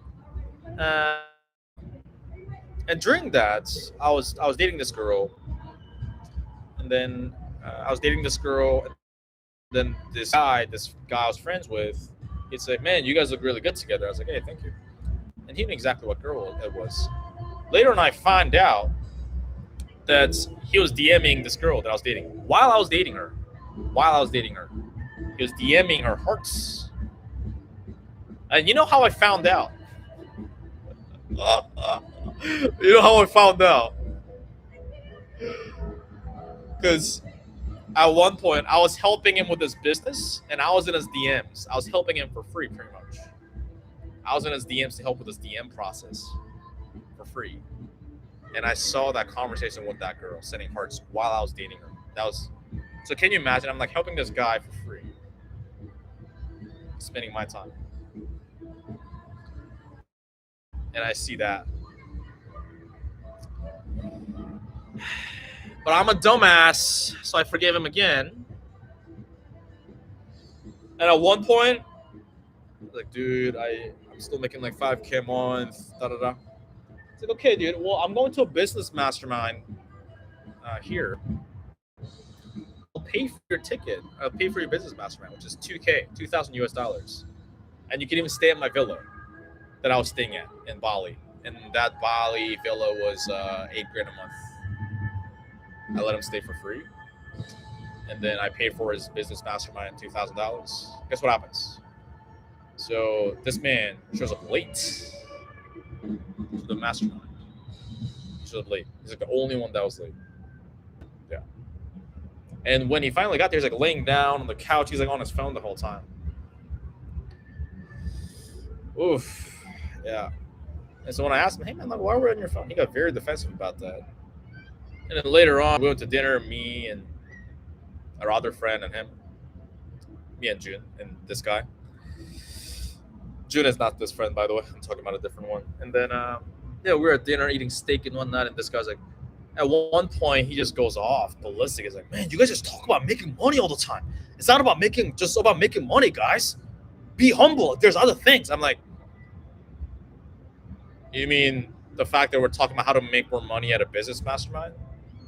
And the business mastermind that I paid for you to be attentive so you can grow your business and so you can become more successful, so you can retire your parents like you say you want to do. It's like, man, be humble, guys. Like, I was like, what are you talking about? It's almost like going to the gym and you're asking like, man, why is everybody working out and like pushing themselves? And so at the villa, I'm not going to go into too much details, but we come back at the villa. He's like screaming at my door. It's like, Brian, why are you yelling? I'm like, this is too much. So at that point, I just cut him out completely. But the lesson learned from that is I should have cut him up way earlier. What a story, eh? There's other incidents like this. There's a friend I've had for 9 years that is no longer in my life. Then this time it's for good. Yeah, I forgave him maybe 2 or 3 different occasions, but sometimes you just got to let people go. Was it easy? No, because at one point I did see him as a role model. At one point, and yeah, he was a really good friend. At one point, I did consider him my best friend, but sometimes people drift apart, and this is how it is. I didn't want to cut him off by any means, not at all. But sometimes things happen, and yeah, at first you can try to heal the relationship, whatever it may be, if you want to call it that. But it's both ways, right? It's not a one-way street. The other person also needs to be making the effort and have the emotional intelligence to solve the problem together. Because you can have disagreements, right? I have disagreements with the close people around me in my life now. You're going to have disagreements, whatever. But the difference is that the people in my life, at least now, right? You never know, but now, that we both have the emotional intelligence to sit down and talk. I'm not a perfect human being by any means. I'm a flawed human being in every way possible. But yeah, I mean, we have the emotional intelligence to put emotions to the side as much as possible. And I would also consider that contribute sales as part of me being able to do that now. And again, I'm not trying to, do like a sales propaganda here. Yeah, before I was not able to do that. Before I was very emotional. I used to have anger issues. I used to have temper issues. I used to punch walls. I used to throw shit into the ground whenever I was angry about something. Am I a perfect human being now? Again, no. But now these days, okay, let me first try to understand the other person. I mean, again, it's contextual, right? If I'm coaching somebody or on a sales call, there are times where I seek to understand them. And there are times where, that's just wrong. And that's me coming from an expert, right? In this narrow subject matter. But yeah, emotional men, just not good. In a friendship context as a male. Logical women, I don't date, right? Logical, masculine women, I do not date. And feminine, emotional men, I do not have as friends. And that is a philosophy I live by. Yeah. Good question. It's a hard spot to be in. Yeah, it is what it is, right? But I'll tell you this. My friends and I talk about this now, but people always talk about, hey, don't forget your day ones. Don't forget your day ones. Me looking back at it, Right now in my life, I have no day ones left. I mean, you could say there's like one or two left, but we're not like super close, you know?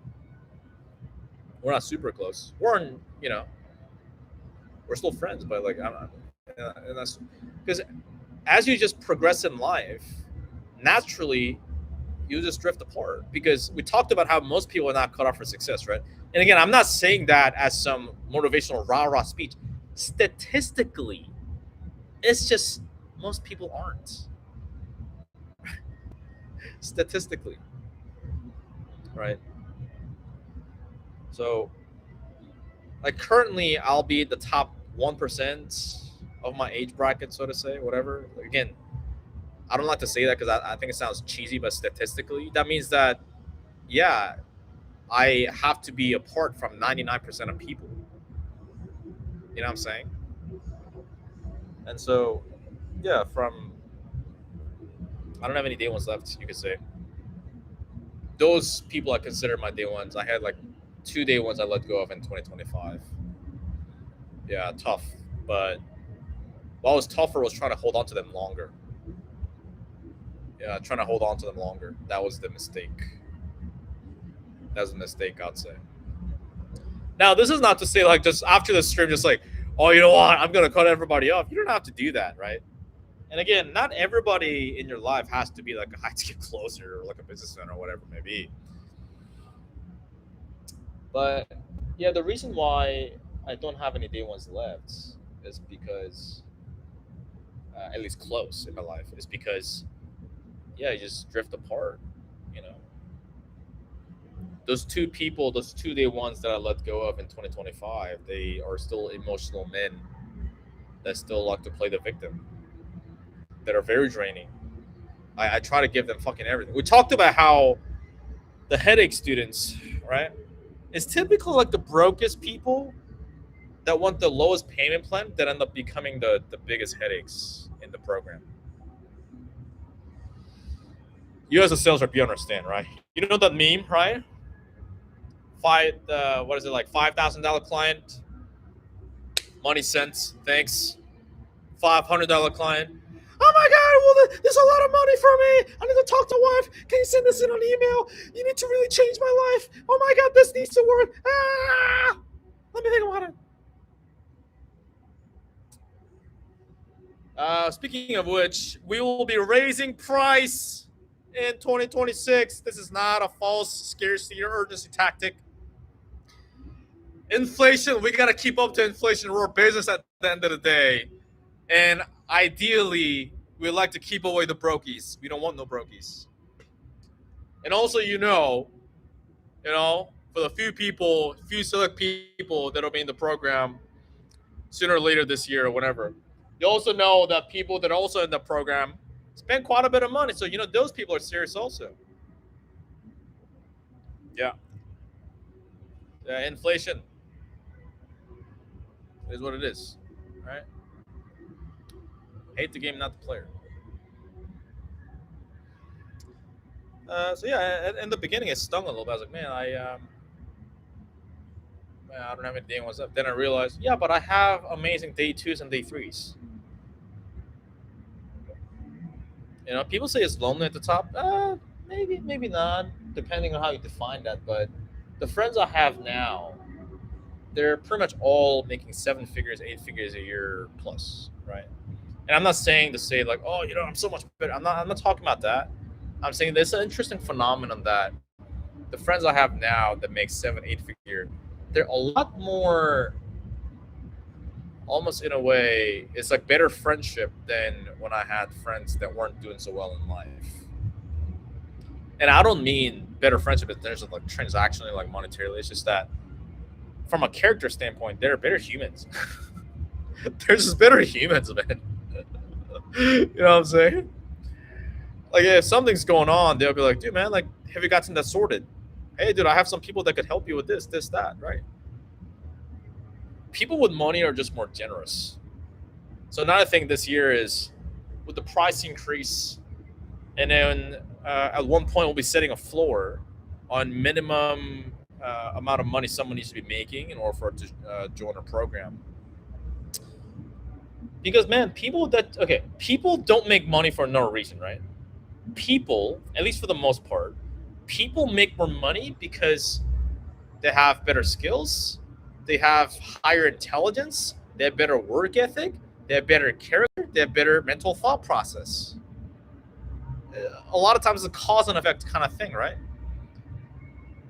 And so, yeah, I enjoy working with people that are already doing good, but they want to fucking crush it even more. Yeah, that'll be the main focus for 2026. I don't want to work with people that have like complete beginners, like they've never taken a single sales. Don't get me wrong, we've had people that have never taken a fucking sales call. They come in and they got to 8K, 10K a month within 1 to 3 months for sure. Again, I'm not saying you're gonna get that. No income claims, no guarantees. We've had that, right? But I'm just saying, and some of those people incredible to work with, right? But also some people not so. But I just enjoy working with people who already have money and people who already have high level of work ethic, intelligence, and great character. That's another thing I realized. In 2025, at some points, and some days, some weeks, I hated my fucking business, man. I hated my work. I hated getting on sales calls with certain people. Right? That's when I realized, oh yeah, I'm not gonna let those people into sales calls. Nope. Oh, I'm not gonna let those people into coaching calls. Nope. Or into the program. Nope. And again, I'm not saying this for like a scarcity urgency tactic. Genuinely, I'm just opening up to you, right? I'm just telling you what went on in 2025. I'm like, man, I just hate it drained the life out of me. Getting on sales calls with certain people or coaching certain people. I was like, man, this is horrible. At one point, I wanted to shut down my fucking business because it was so bad. Then I realized, guess who has the choice to change that? Me. It's my life, my career, right? Same thing with you. Your sales rep, if you hate what you sell, if you hate the prospects you sell to, go sell something else. If you hate selling brokies, right? Maybe you sell a biz op or whatever. Maybe everybody's fucking broke. Go sell business coaching. Sell to business owners who have money. Go sell to investors. That's the beautiful part about this, man. That's the beautiful part. You're not stuck there. We're not a tree, right? You can sell to better prospects, higher price point. They have the money to afford it.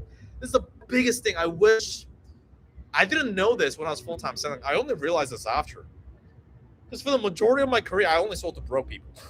For the majority, right? Looking back, I don't know why. I have nothing wrong with that, right? But I just realized, man,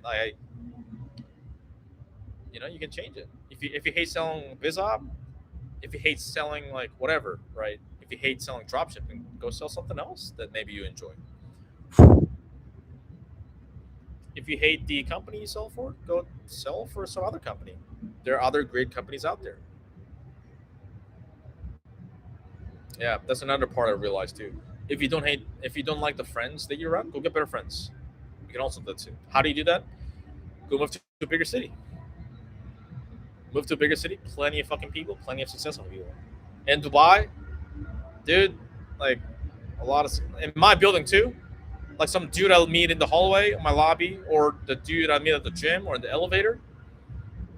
They're like a multimillionaire, right? They own a very successful business, right? One friend we recently made, we live in the same floor of the building. Drives a G wagon, has an $80,000 AP watch. Not just about the money, but successful business, but also generous too. People who have money are generous, I found.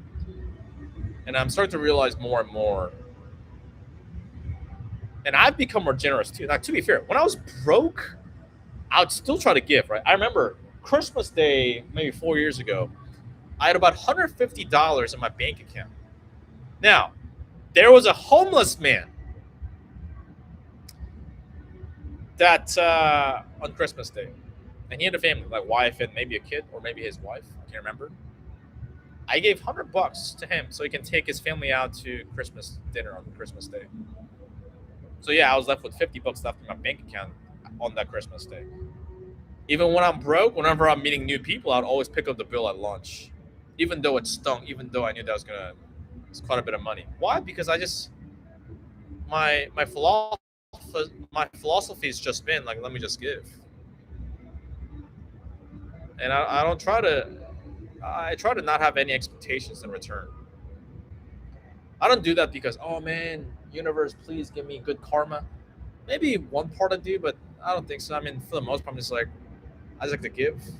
Not because I'm some saint either. I'm not a fucking saint, you know. But I don't know. That's just been my life philosophy. Just give and not expect anything in return. Now, again, maybe somebody will clip this up later and be like, oh, Brian Choi, you didn't do that. Maybe I'm not a perfect human being, but I try my best as much as possible. Jake says, no, I was saving up the 7K now. Well, Jake, get it now. Again, yes, this is an urgency tactic. However, it is real urgency. This is not fake urgency. Yes, I'm using an urgency tactic on you and other people watching, but it is real urgency. If you notice, I have continued to raise price. Yeah, I've raised last year. I think I raised my price maybe once or twice. Year before, also raised it once or twice.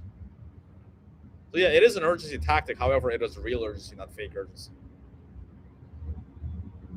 When's the last day for the current price?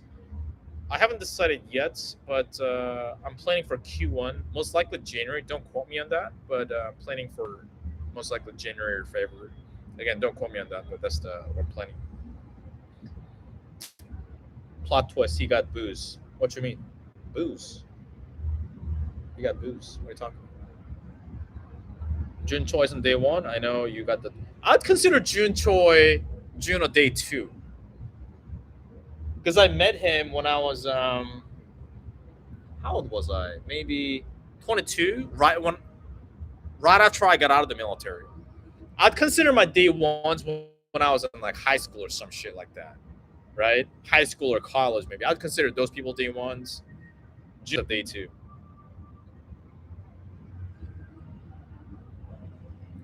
Homeless man. Yeah, he got busted fucking cocaine and heroin. Shut up his ass. Yeah. Him being homeless was a fucking lie. Everything was a fucking script. Okay, deadass. If you're still offering me the 7K to get in, we'll get in now. Can drop the others 4K. Yeah, sure, man. I'm gonna go sleep in a bit after this because it's like 1 a.m., 1:26 a.m. right now in Dubai. But yeah, you can go to the link on the pin chat. It says apply to real sales system. Click on it. You'll be able to book a call. If you cannot, just message me on Instagram. My Instagram will be somewhere in the description or whatever, or on my other videos you'll see. You can message me that whatever times, then I can see if we can make the time happen. Yeah.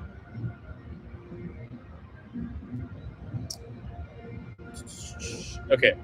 Jake asks, how do you handle those kind of relationships? Because if you're way more successful than they are going to ask for advice, what point does it feel like they're using you? Yeah, this is another great question, actually. I don't know if I feel like they were using me, but it can be draining for sure. It can be draining because most people, especially, I mean, we're in sales, so we all know this, right? If we get something for free, people don't value it. You know what I'm saying? I mean, I'm guilty of that too, right? Whenever I get something for free, or if I buy anything, let's say I buy like a course or coaching for anything below, let's say 5 or 10K these days, I don't really value it. Like I barely even open it, right? They're like courses or like whatever fuck I bought, like I got it for free, or because it was like a free thing, or it's like a few $100 or like a couple of grand. I'm just like, something I don't even know if the money's gone, right? And again, it's not to like me flexing a whole bunch of shit. It's just that, yeah, it's a perceived value thing, right? And we talk about the skin in the game, which is like obviously we all heard that, right? It's got to sting a little bit for you to take it seriously. So, But it can be draining when they ask you for the same fucking advice, same question over and over again, but they don't do shit. That is very draining. Same thing with like students too, right? Now, to be fair, most students inside of our program, you're hardworking. If you're watching this, you're hardworking and intelligent. If you're not, please don't bother. But yeah, there's like maybe there every now and then like there'll be a few students that come in. Also, when hey Brian, this is my problem. Okay, go do this. And then they'll have the same problems. Like, okay, like how to go with the thing I told you to do. Oh, I didn't do it. Why not? Oh, excuse. Reason that doesn't fucking matter. All right, are you gonna do it this time? Yeah, I am. Okay, go do it. And we'll talk a few weeks after. How to go with that thing? Oh, I didn't do it.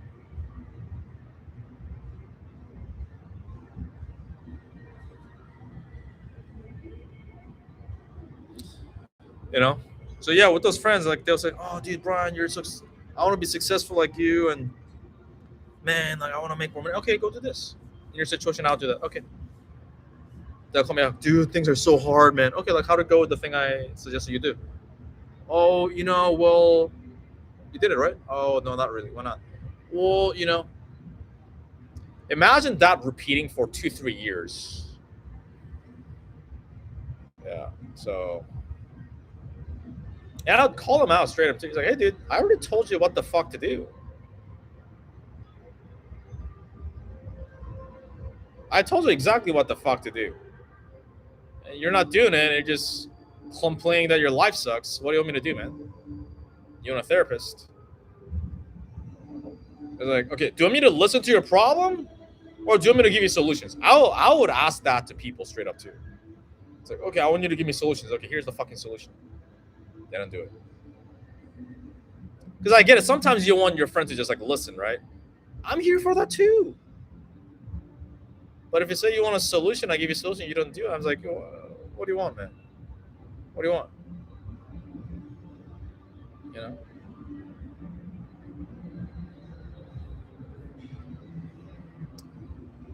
So there we go. It's been interesting. It's been an interesting year for sure. Yeah. Good to have you here right now. It's 1:31 a.m. here in Dubai. January 1st, Thursday. Wow. Jake says, for sure, man. Thank you for staying on late. Appreciate it. Going to set something up this following week after New Year's weekend to get started with your game. Yeah, sure. Not a problem. We can do that. Man, wild. Yeah, I had this year I had my highest months ever in terms of income, but also had the lowest months ever income. I mean, overall it worked out. Made the most amount of money I have this year. Am I satisfied with that? No. Do I know it all? No, not close. And I had my highest highs this year. I had my lowest lows this year. I don't know about the lowest lows, but one of the lowest for sure. The lesson I learned from that is this, right? I'll talk about it in maybe a separate video also, but here's what happens in life. Oftentimes, our highest highs are followed by our lowest lows. And oftentimes our lowest lows are followed by our highest highs. It is very funny. Just look back at your own life right now. Look back at your own life. Man, what were like some of the high moments I had, like some of the low? It almost comes right after. It's not like after the high, like you go back to default. It just come crashing down. And that's a very interesting phenomenon in life, don't you think? I think that's a very interesting phenomenon in life. And so I always say to our members inside a real cell system, as our members, like let's say a student is hitting their highest commission months, right? Oh, dude, whatever, da da da. I always try to calm them down. I don't try to like bring them down, but I try to calm them down because I don't want them to get too excited. I don't want them to get too emotional, because then if they get too emotional, they're gonna let that get to them and they're gonna come crumbling down. Right? I'm just like, hey man, just understand there are ups and downs in life. There's ups and downs in sales. So I try to get them anticipating and getting ready when they're first joining the program too. Like I tell them the same thing. In life, in sales, there's ups and there's downs. Embrace the journey, because when you zoom out, you'll realize that, oh, when you see the bigger picture, when you're in the trees right in front of your face, you're like, oh man, this tree fucking sucks. But when you zoom out, it's like, oh, the forest actually looks good. It's green. It's beautiful. So if you're going through a high right now, good. Like, use that momentum. Ride that momentum. Juice the fuck out of it. Milk that fuck out of that fucking momentum dry. All right, milk it out dry. Also, but don't be surprised when you hit a low. It's like, oh, you know what? Whatever happens. Let me just go back to high. And also, when you're at your lowest low, don't quit. Don't quit. And this happens to different people, man. This happens to different people. Even if you're doing good, if you're making a good living, we all have low moments in life. Don't quit. I've been there this year. I've gone through some tough times. The good news is this: I tell our students all the time too. There are worse things in life. There are worse things in life. I'll give you an example, okay? So I live in Dubai, Middle East. Just across the ocean, there's the typical Middle Eastern countries that you might be familiar with, which is Iran, Iraq, Afghanistan, right? Now, I have not personally been to those countries, but one thing I do know is certain parts of those countries are very, very dangerous. In fact, there are people dying and shit. Iran got bombed on. For what? Like, those people just living in their homes, they get fucking bombed on. For what? Fucking nothing, right? And people dying and shit. And so I always think, man, there are people in this world right now, in this moment, they're dying right now. Literally. There's some dude, maybe your age, I don't know, around this world, that just got fucking bombed on and lost his fucking family. That got bombed on and lost his fucking legs. This is not like hypothetical, like, hey, imagine. No, like, this is happening right now. There are wars going on in this world. I live in the Middle East. I live in Dubai. Dubai's safe. Across the ocean, not so much. And the ocean's not like that far, right?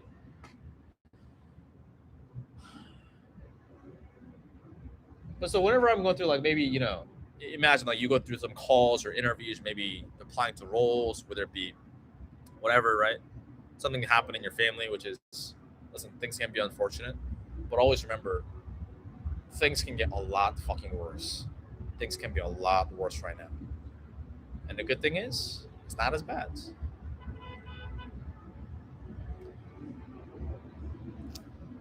Neuer says, is it already New Year's over there? Yeah, man, you missed it. You missed the fucking firecrackers, man. Look at the replay, you'll see. Skip through it and you'll see the fire show. But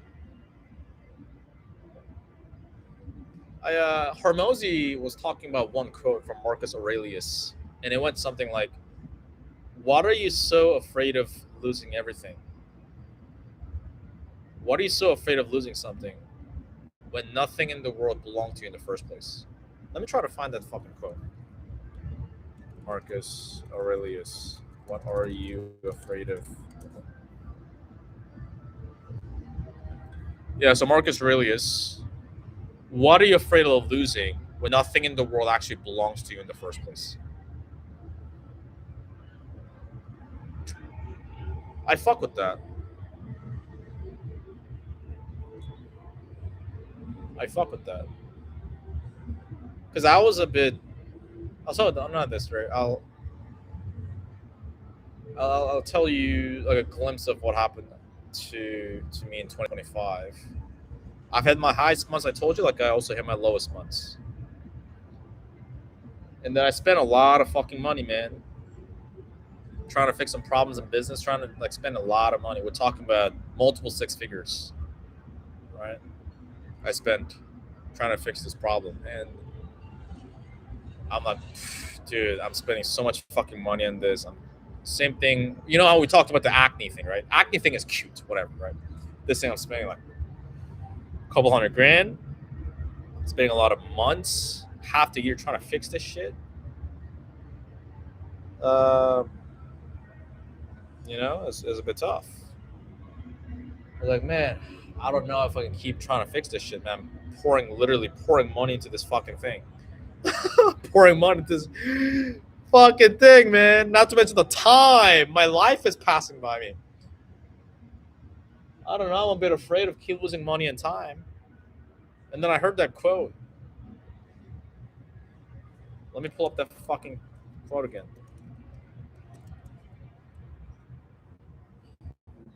What are you afraid of losing when nothing in the world actually belongs to you in the first place?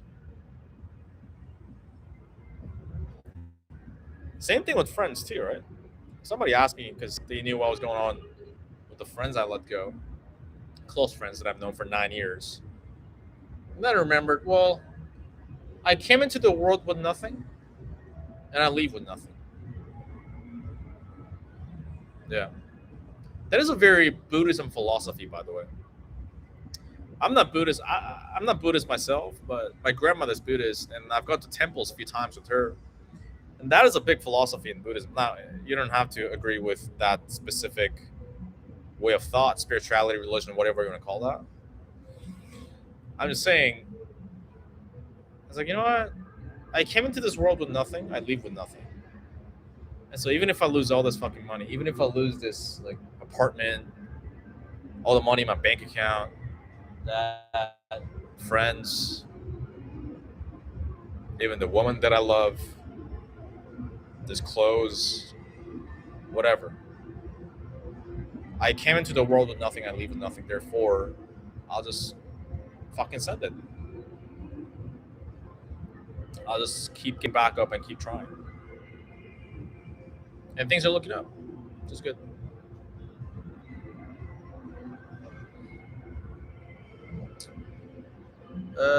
Playboy Cardi. Man, Katri. Damn, you're a Temu version of Playboy Cardi, bro. I thought Playboy Cardi subscribed to my channel. I was like, yo. Ever since I was a kid, I was legit. Has it had a impact on you?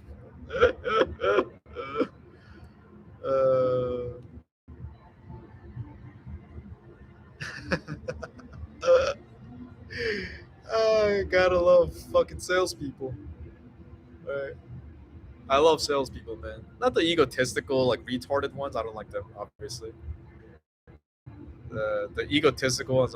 It's funny because, yeah, whatever. Yeah. I don't fuck with those people. Ain't nobody got time for that. Yeah, it is already New Year's. It's 2026 because in Dubai we live in the future, my friends. Jake says, truth makes you think a lot of Americans, first world country citizens, fuss over the simplest things. No wonder why foreigners come here from these places. They dominate because they know true horse. Yeah, facts. I'm glad you pointed that out. You can look up on ChatGPT which race has the highest income in America, like household income. Asians. Yeah, there's a lot of Asians. They come from overseas, you know. Dude, in Asia, it's like fucking Sparta. Like we've all seen those memes and those cartoons about, Family Guy. That one Family Guy episode, like an Asian kid like studying at like late at night, and like the dad comes in. The dad comes in and and the dad's like, Timmy, why you no doctor yet? And the kid's like, Dad, I'm 12 years old. Well, John next door, doctor. He 11. Why not doctor? It's kind of funny, but not that much exaggerated. Not that much exaggerated. Yeah. And I'll tell you another thing too. So my boxing coach is from Uzbekistan, right? So Uzbekistan is not a safe place according to him. A lot of people just So I think Uzbekistan is number one in the world in terms of boxing, from for Olympics or amateur, whatever maybe. I forget. And I asked him, hey, why is your country Uzbekistan number one in boxing? He's like, well, brother, because in Uzbekistan, whenever you had disagreements, you just beat the fuck out of each other. You just talk with fists. It's like in the street, like everybody's fighting up here. So I'm just fucking uppercutting and shit. I was like, okay. Well, what was your training like? He said, well, brother, I have flat foot. So whenever I walk or run, it hurts like a lot. Uh, Maybe someone has flat foot here in the chat. I don't know. But apparently it hurts as fuck. He's like, and it's like he's going through hard training. He's like, you want to fucking cry, like fucking hurts. It makes like a grown man want to cry, right? And his coach sees him, who's my coach, right? My coach's coach, right? Literally fucking socks him in the face for being in pain for his flat foot. Legit. Apparently, like, socks him in the fucking face, fucking smacks him in the face. Legit. That's Uzbekistan, right?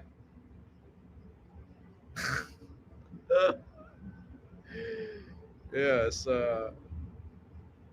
that's Uzbekistan, right? In Korea, when I was going to school, you know what happened?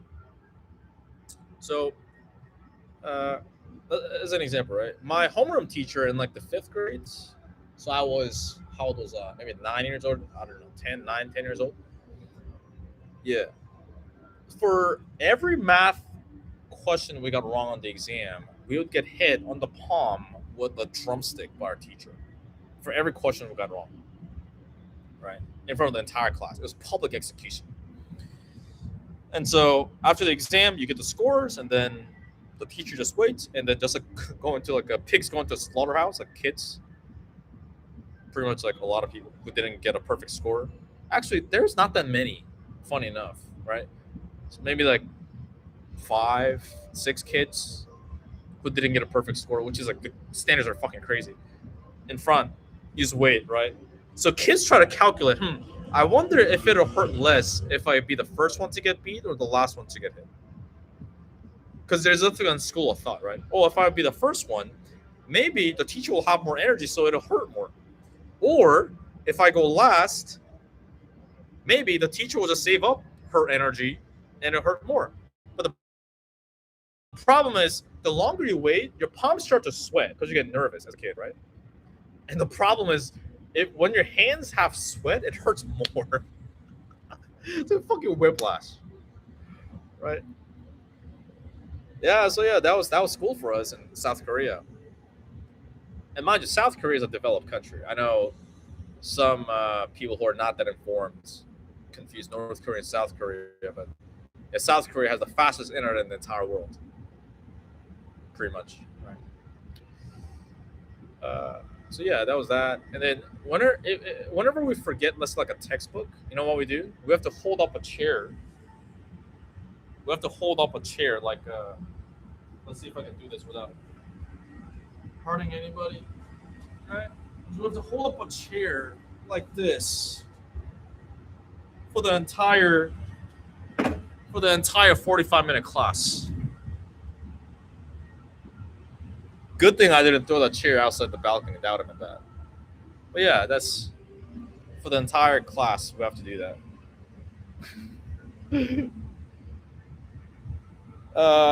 Yeah. And so I also play the piano, right? I don't know, variation. I play the piano, and then what the teacher would do, my piano tutor. So in piano, you have to round your hands like this, right? You can't do it like this. You have to round your hand like this. But I had a habit of like keep doing this, right? So you know what my teacher would do? My teacher would grab like a ruler and like smack the back of my hand. And at the time, I was probably like 7 years old, like 6 or 7 years old. So I mean, like a ruler is not that bad, but that was the environment, right? And that's not that bad compared to like fucking Uzbekistan. Uzbekistan, my coach got socked in the fucking face for showing pain about his flat foot. Playboy Ketri says, bro, every Asian knows how to play piano. What the fuck? It's an Asian thing, man. Yeah, we dominate in the classical music field for sure. Yeah, we dominate. It's a requirement. It is, yeah. It's pretty much a requirement. Yeah. My main thing was the violin. I enjoy playing that. I said, once I start making more money, I do want to go back to playing the violin. Maybe I'll do that. And my parents says I still have my violin. Maybe I'll go back and get it. But yeah. But these days I've been enjoying getting into boxing and putting myself in pain and training with my Uzbekistani coach. I love working with my coach. I sent him a text today. I said, Coach, thanks for pushing me. Thanks for pushing me this year and helping me become a stronger person physically and mentally. And he said, brother, much love from my soul. Yeah.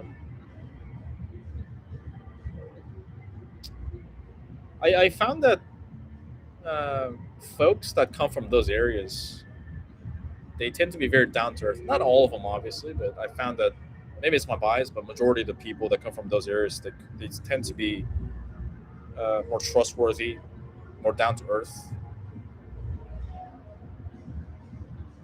Yeah, I really respect Habib, by the way. Not just for his accolades, but also I don't know for like the values he stands for. Maybe he's not a perfect human being. I don't know. We never know, right? But from what I've seen, yeah. You know when McGregor was fucking talking shit about Habib's country, his father, his religion, his family, right? His country. Habib was like, "Yeah, we don't do that shit. You know, we don't do that shit." And also, he was coaching Islam Makachev. Islam Makachev was he's fighting who was it? Poirier, I think, Dustin Poirier, or whoever.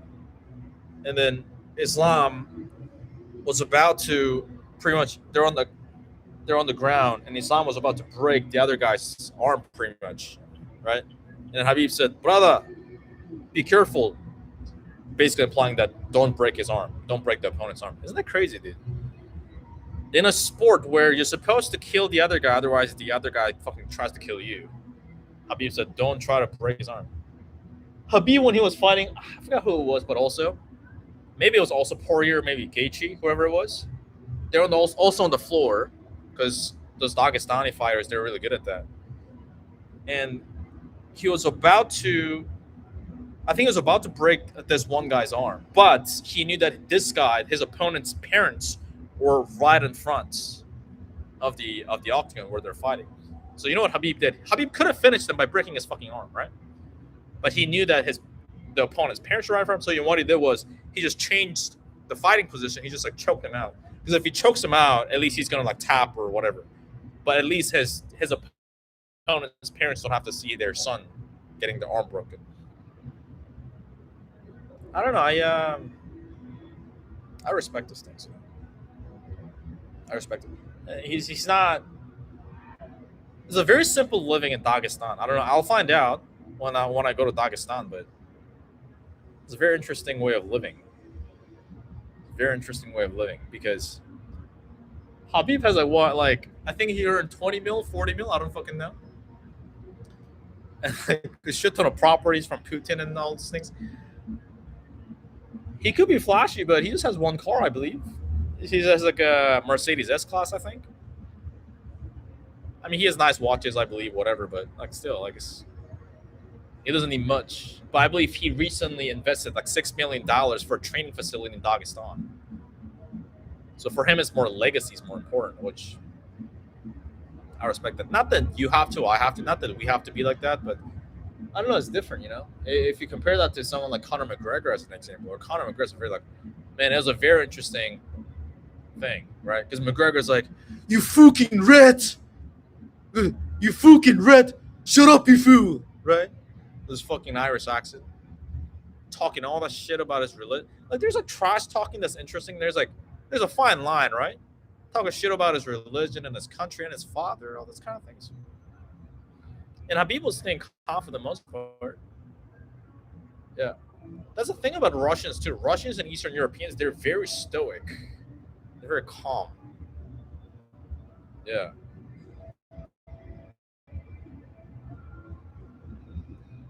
Mm. Hence the Habib counterfight. Exactly. You're gonna make old vlogs like you used to when you go to Dagestan. Yeah, I don't know if you guys have seen old vlogs on my channel from God knows what 8 9 years ago. I used to just hold up my camera. I don't think I was an iPhone back then. I had like a fucking Galaxy J5. You know what a Galaxy J5 is? Or it was one of those like old like potato cameras. I just hold it up. You know, if you see me, you'll see me right from 8 9 years ago. You cannot fake this shit. I was walking around outside my parents' house, like from walking to the gym. It's like, guys, I'm watching all these webinars, trying to make money online. I can't figure it out. It's hard, but you know what, guys?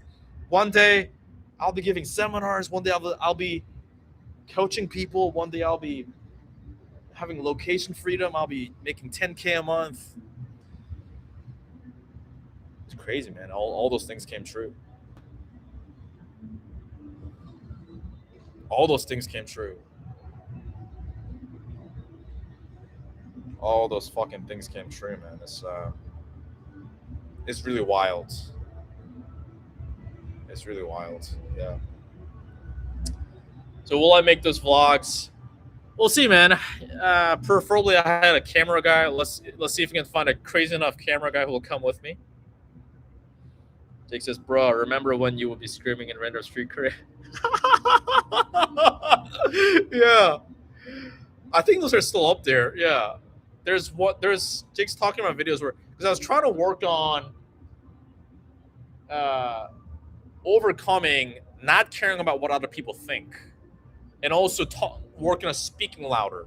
I was working on those. It's from like exercises from like a dating course I was taking because I care too much about what other people think, right? In terms of if I see a girl I want to talk to, like, oh, what if other people think it's creepy or and also I just would not talk loud enough, right? So the exercise from the dating course was we'll go into like somewhere public. So I chose like a random street corner in Korea. It was like it's almost like Times Square, like a lot of people walking by, or my college campus. After that, I just scream like some random shit. Yeah, I'll do some fucking wild shit, man. I would do because I bet that exact exercise from the dating course most people did not do. I I I, I guarantee you, most people did not do. But I back then, I don't even think if it was like I was like such an action taker or whatever. I was like so naive. I had no ego. I was so naive. I was like, oh, this course is saying that this is gonna help, so let me go do it. You know? Was I scared? Yeah. Was I intimidated? Yeah. I did it anyway. I did it anyway. That was like 8 years ago. I started following you like 5 6 years ago. Really? You started following me five. That is wild, man. 5 6 years ago. It's crazy. Also, you saw those videos when those first came out. When I first posted them. It's crazy, man.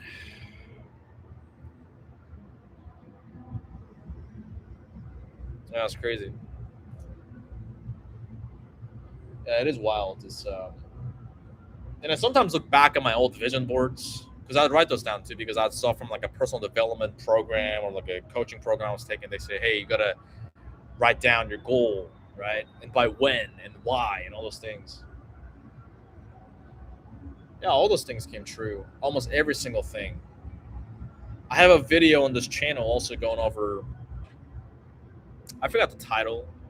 It's where I go over the mirror board, going over like a vision board exercise. It's called. I forgot what it's called. You'll see. It's like a mirror board. I'm like this, like doing this in the thumbnail. It says something like. I forgot. Let me see. But yeah, it's pretty much everything I put on the vision board came true.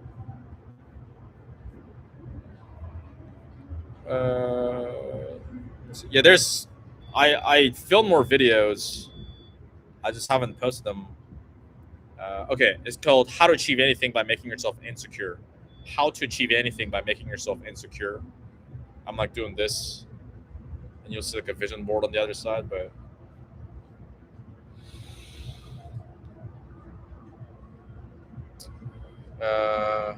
oh yeah, that one too. Yeah, Jake's talking about. Yeah, that's like. I usually make like a multiple vision board videos. I usually for this YouTube channel. It's funny because like especially those kind of videos, it's not really more for you guys. It's more really for me, right? Because end of each year, I usually make those videos, right? Jake's talking about the one where it was like I don't even remember, like maybe 5 years ago when I left the Korean Army. Yeah. You know what's funny, Jake? I think on that video I said my goal is to make 10K or 20K a month. And then another goal I wrote down was move to Kiev, Ukraine. And I did both of those things in like the following 1 to 2 years. Yeah. It's crazy. Because even when I was in the military, I wrote down, hey, I want to move to Kiev, Ukraine. Yeah. And people, I was like, why Kiev, Ukraine? So random. The only reason is because at the time I was following RSD, Real Social Dynamics, which is a big dating company. Now they're going more self-help, but at the time they were the largest dating coaching company, I believe. Revolutionary. They carved the entire space pretty much. A lot of people talk shit, but they revolutionized the space. Let's give them that. But there was one instructor called Max. Max is these days selling like business coaching, I believe, biz op or business coaching. But Max at the time, I think around that time, he moved to Kiev, Ukraine, and he was talking about how like Ukrainian girls are like so pretty, you know, and they're so slim and feminine. I was like, dude, one day I'll go to Ukraine for education purposes. Yeah, for education purposes. And in Korea too, Koreans talk about Ukrainians a lot. Like they fantasize about Ukrainian girls in a way, not in a weird way, but like people in Korea would say like, dude, you'll talk to like a McDonald's cashier and she could be a model in any other country. I was like, eh. Then I went to Kiev, Ukraine. I lived there for 2 months, I believe. Yeah, it was right before the war too. Right before the war, like a few months before the war. See, I can see the future. I leave places before it goes down to shit.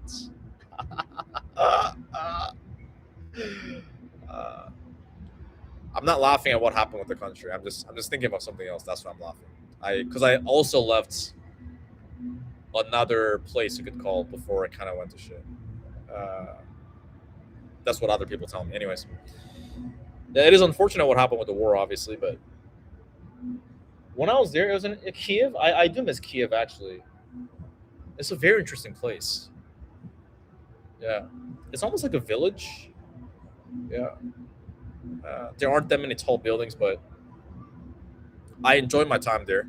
I met like random people there, man. I was just cold approaching in the street. There's this one street where like all the PUAs go. The pickup artists go and like cold approach, do day game.